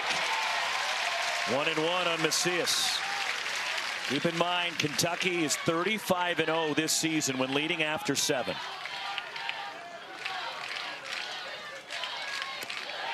And it's ball 2 to Dallas Macias.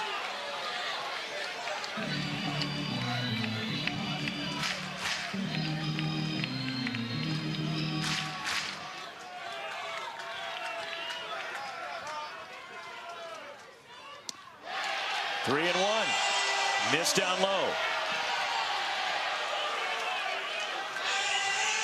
Activity continuing in the bullpen for Kentucky. Oregon State trailing 3-2. The Beavs have just 1 hit tonight. They need base runners. And it's ball 4, and Macias is aboard with 1 out in the bottom of the 8th.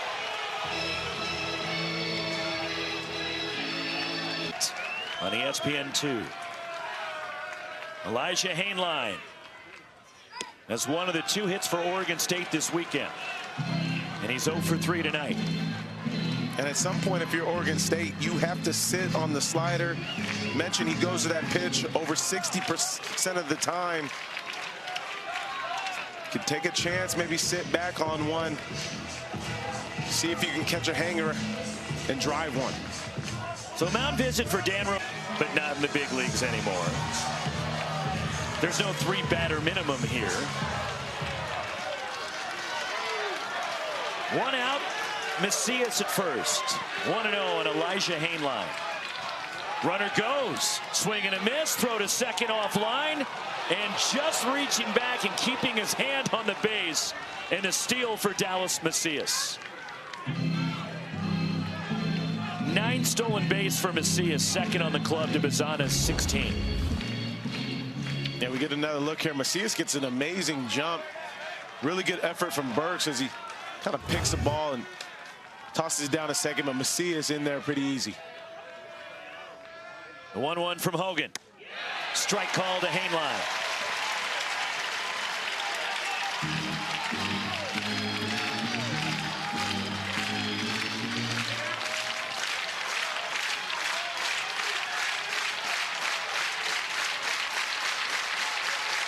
The 1-2. Swing and a miss. Third strikeout for Hogan.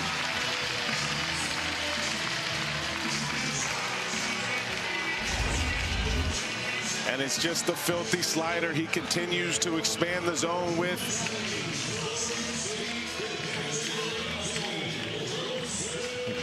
Seeing the energy from Burks behind the plate back there. You know he's feeling it. 2 outs. Wilson Weber 0 for 2 with an RBI and a walk. The tying runs Dallas Macias at second base. Knocked down. Burks couldn't find it immediately. But Macias stays anchored at second base. You can't risk that. Yeah, you can't make the last out at third. You got to be smart there. Base hit will still score you. Give your hitter a chance to bring you in. 1-0 on Weber. Strike one.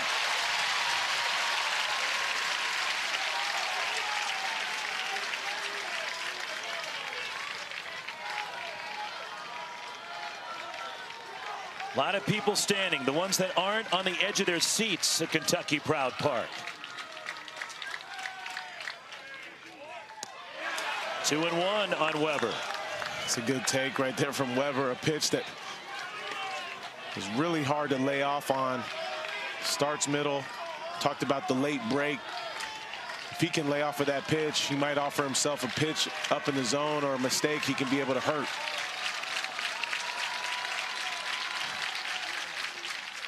Hit sharply to short. Handled. Smith throws out Weber at first. And we're going to the ninth. Kentucky leading at 3-2. Bridger Holmes, the Oregon State closer, is up in the bullpen. Ryan Nicholson takes ball one. Nicholson singled and scored back in the second. He's also walked tonight. It's been a nonstop party here in Lexington. And the Wildcats hosting a super regional for the first time are 3 outs away from going to Omaha for the first time. Did he go? No swing on appeal, says Craig Barron down at third. 2-0 on Ryan Nicholson.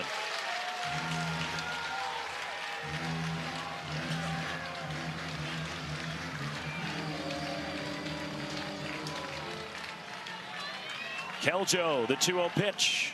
And that's in there to Nicholson for a called strike.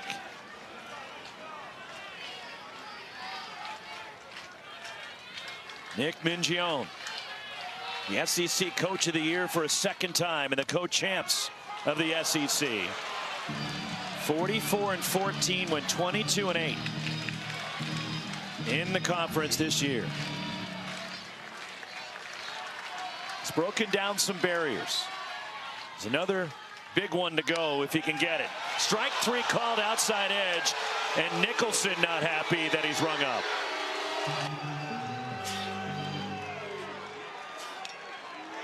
Strikeout looking, second punch out for Keljo. Is a few outs away from going to Omaha. 1-0 the count on Ty Crittenberger, who took over in center field for McCarthy. And Bridger Holmes pours in a strike. But McCarthy, the difference in the game was him scoring from second base on a strikeout wild pitch.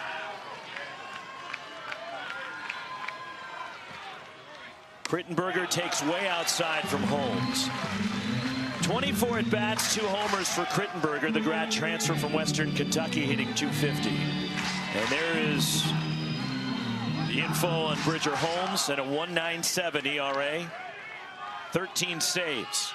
Showing bunt, it's a strike to Crittenberger, and it's 2-2 at The troubling number, especially when you're pitching against Kentucky for Holmes, is the hit batters. It is alarming the number of guys he has hit.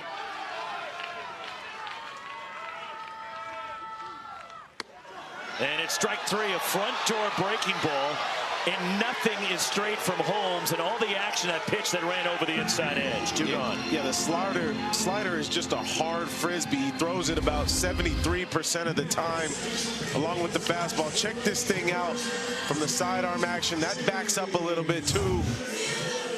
Just freezes him there, but you mentioned it. The arm angle is tough. The slider is nasty. One of the best closers in the nation for a reason. Holmes in 32 1/3 innings now this year. He has hit 17 batters. In front of the plate, Wilson Weber plays it, and down to first for the out. 1-2. Casper is the only hit for the Beavers tonight. He singled to open up the 7th. He's 1 for 2. Walked with the bases loaded in the 4th.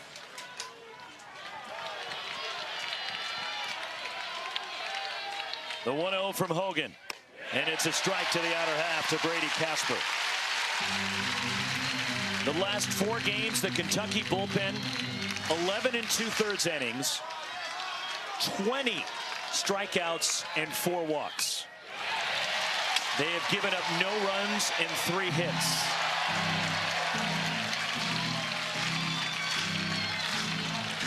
One and 2 on Casper.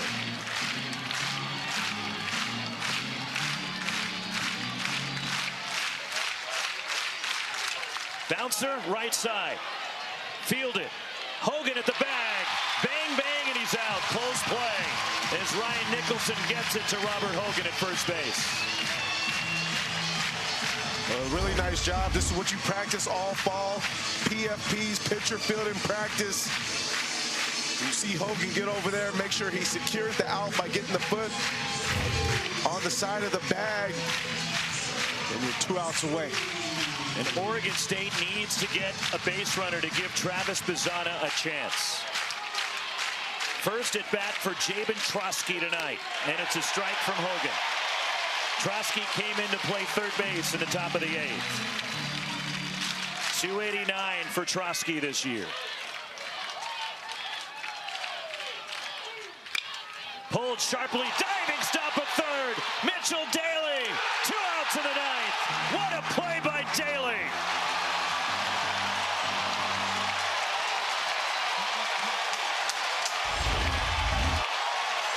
I mean, Daly, they call it a hot corner for a reason. Look at this man stretch out to make the dive, check his glove, and fire over to first base. Show off the hose, young man. Mitch Canham coming out to talk to the plate umpire, Brian Marine.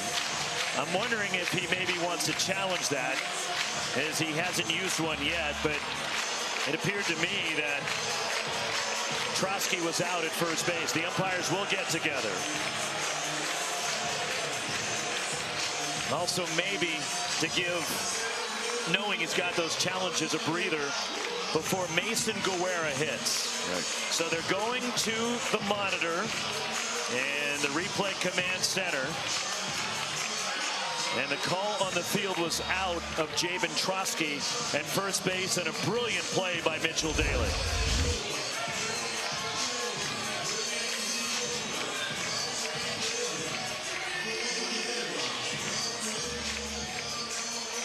Daly, the long throw.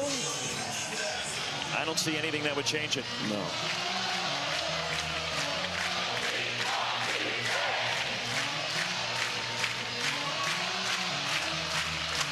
Seems like the foot of Nicholson is attached to the side of the base. Right. The ball clearly beats him. I can't imagine this is going to be a long review. And it just gives more time for the fans to get into it.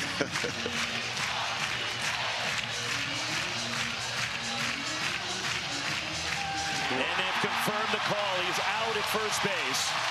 And they're lucky, the only team in the SEC that has never made it to Omaha in the College World Series.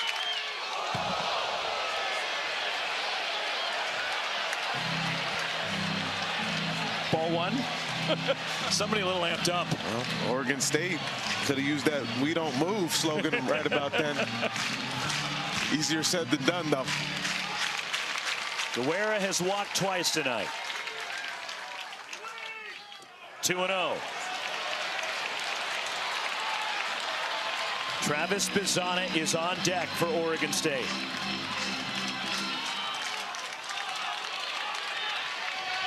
Robert Hogan trying to get the final out.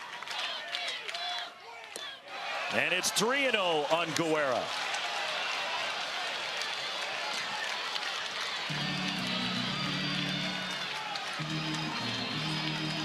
This will be pitch number 40 for Robert Hogan.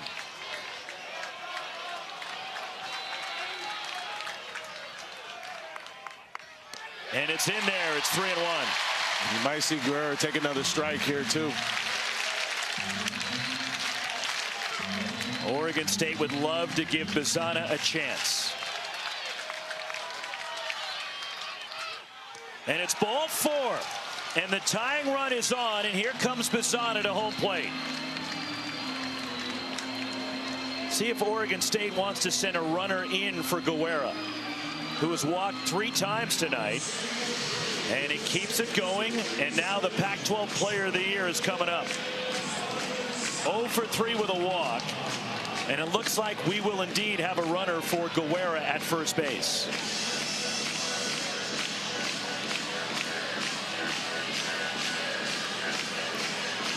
So pinch runner at first for Oregon State. That is Dawson Santana.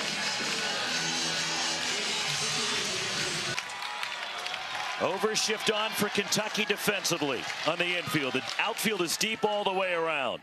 And it's strike 1 to Bizana. Changeup from Hagenau.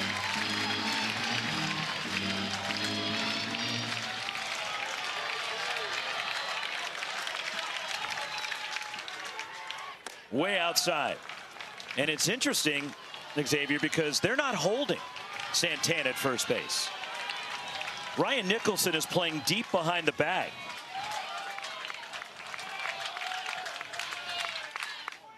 Swing and a drive to right toward the line. That gets down and skips up against the fence. Santana. And there was some interference at first base. Bizana was stopped by the first baseman Nicholson. They ran into each other. And Bizana stayed at first base on a ball that one hopped up against the fence. And here comes Mitch Canham out to talk to the umpires. Yes, this should have been obstruction over at first base. Bizana clearly ran right into the first baseman, Nicholson.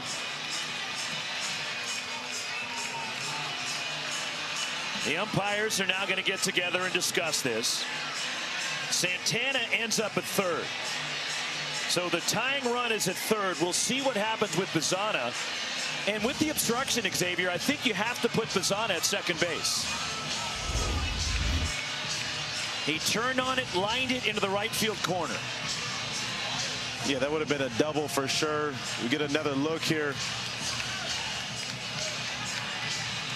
Yeah, Nicholson wasn't quite looking at the runner there, and he knows he would have been at second base. And so I'm not even exactly sure what they could be looking at, to be honest with you. And they're keeping him at first base, which I don't know what you could review there in terms of, because as far as I'm aware of it, obstruction is not reviewable. The umpires need to physically see that on the field. And so after Bizana doubles, now Kentucky will go to the bullpen again. And here's the other thing, Xavier, which we talked about. Santana stayed at first base. They were not holding him on. Right. But if he had stolen second, would they have pitched to Bizana with an open base at first? But keep in mind, if you put Micah McDowell at the plate, Johnny Hummel, strike 1.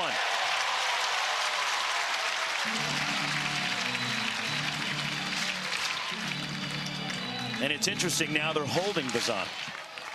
which they should because he is the winning run.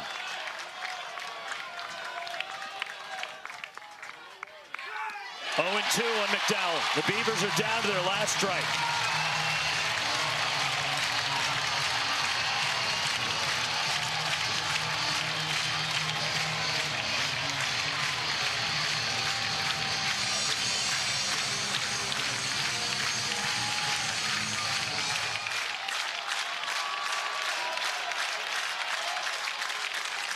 The pitch. Strike three called. And for the first time, Kentucky is headed to the College World Series.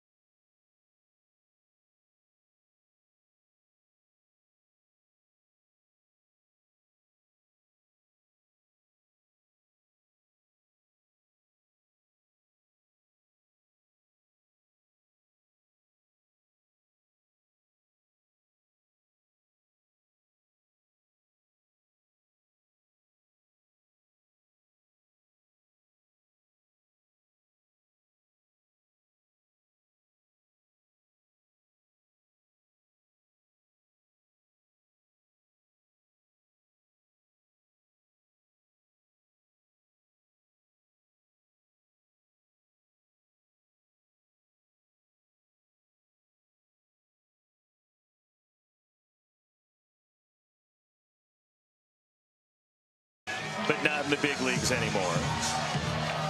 There's no 3-batter minimum here. 1 out, Macias at first. 1-0 on Elijah Heinlein. Runner goes, swing and a miss, throw to second offline, and just reaching back and keeping his hand on the base, and a steal for Dallas Macias. 9 stolen base for Macias, second on the club to Bazana's 16. Yeah, we get another look here. Macias gets an amazing jump. Really good effort from Burks as he kind of picks the ball and tosses it down to second, but Macias in there pretty easy. The 1-1 from Hogan. Strike call to Heinlein.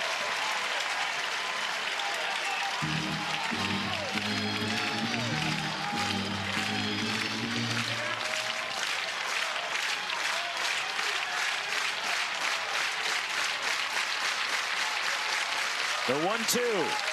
Swing and a miss. Third strikeout for Hogan.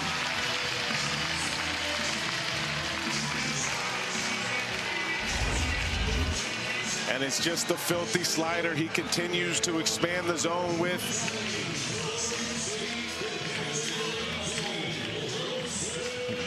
Seeing the energy from Burks behind the plate back there.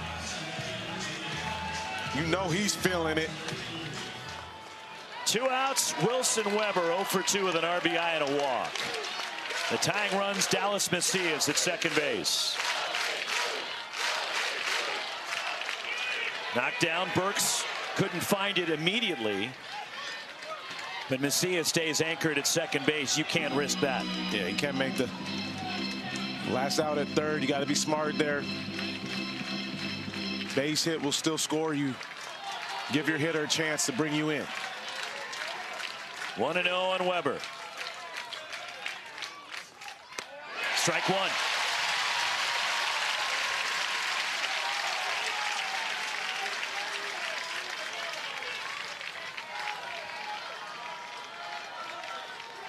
A lot of people standing, the ones that aren't on the edge of their seats at Kentucky Proud Park.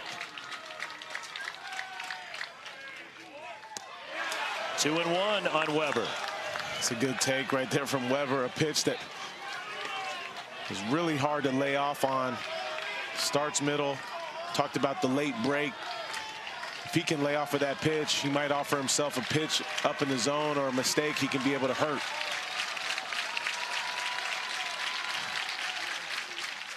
Hit sharply to short. Handle. Smith throws out Weber at first. And we're going to the 9th. Kentucky leading at 3-2.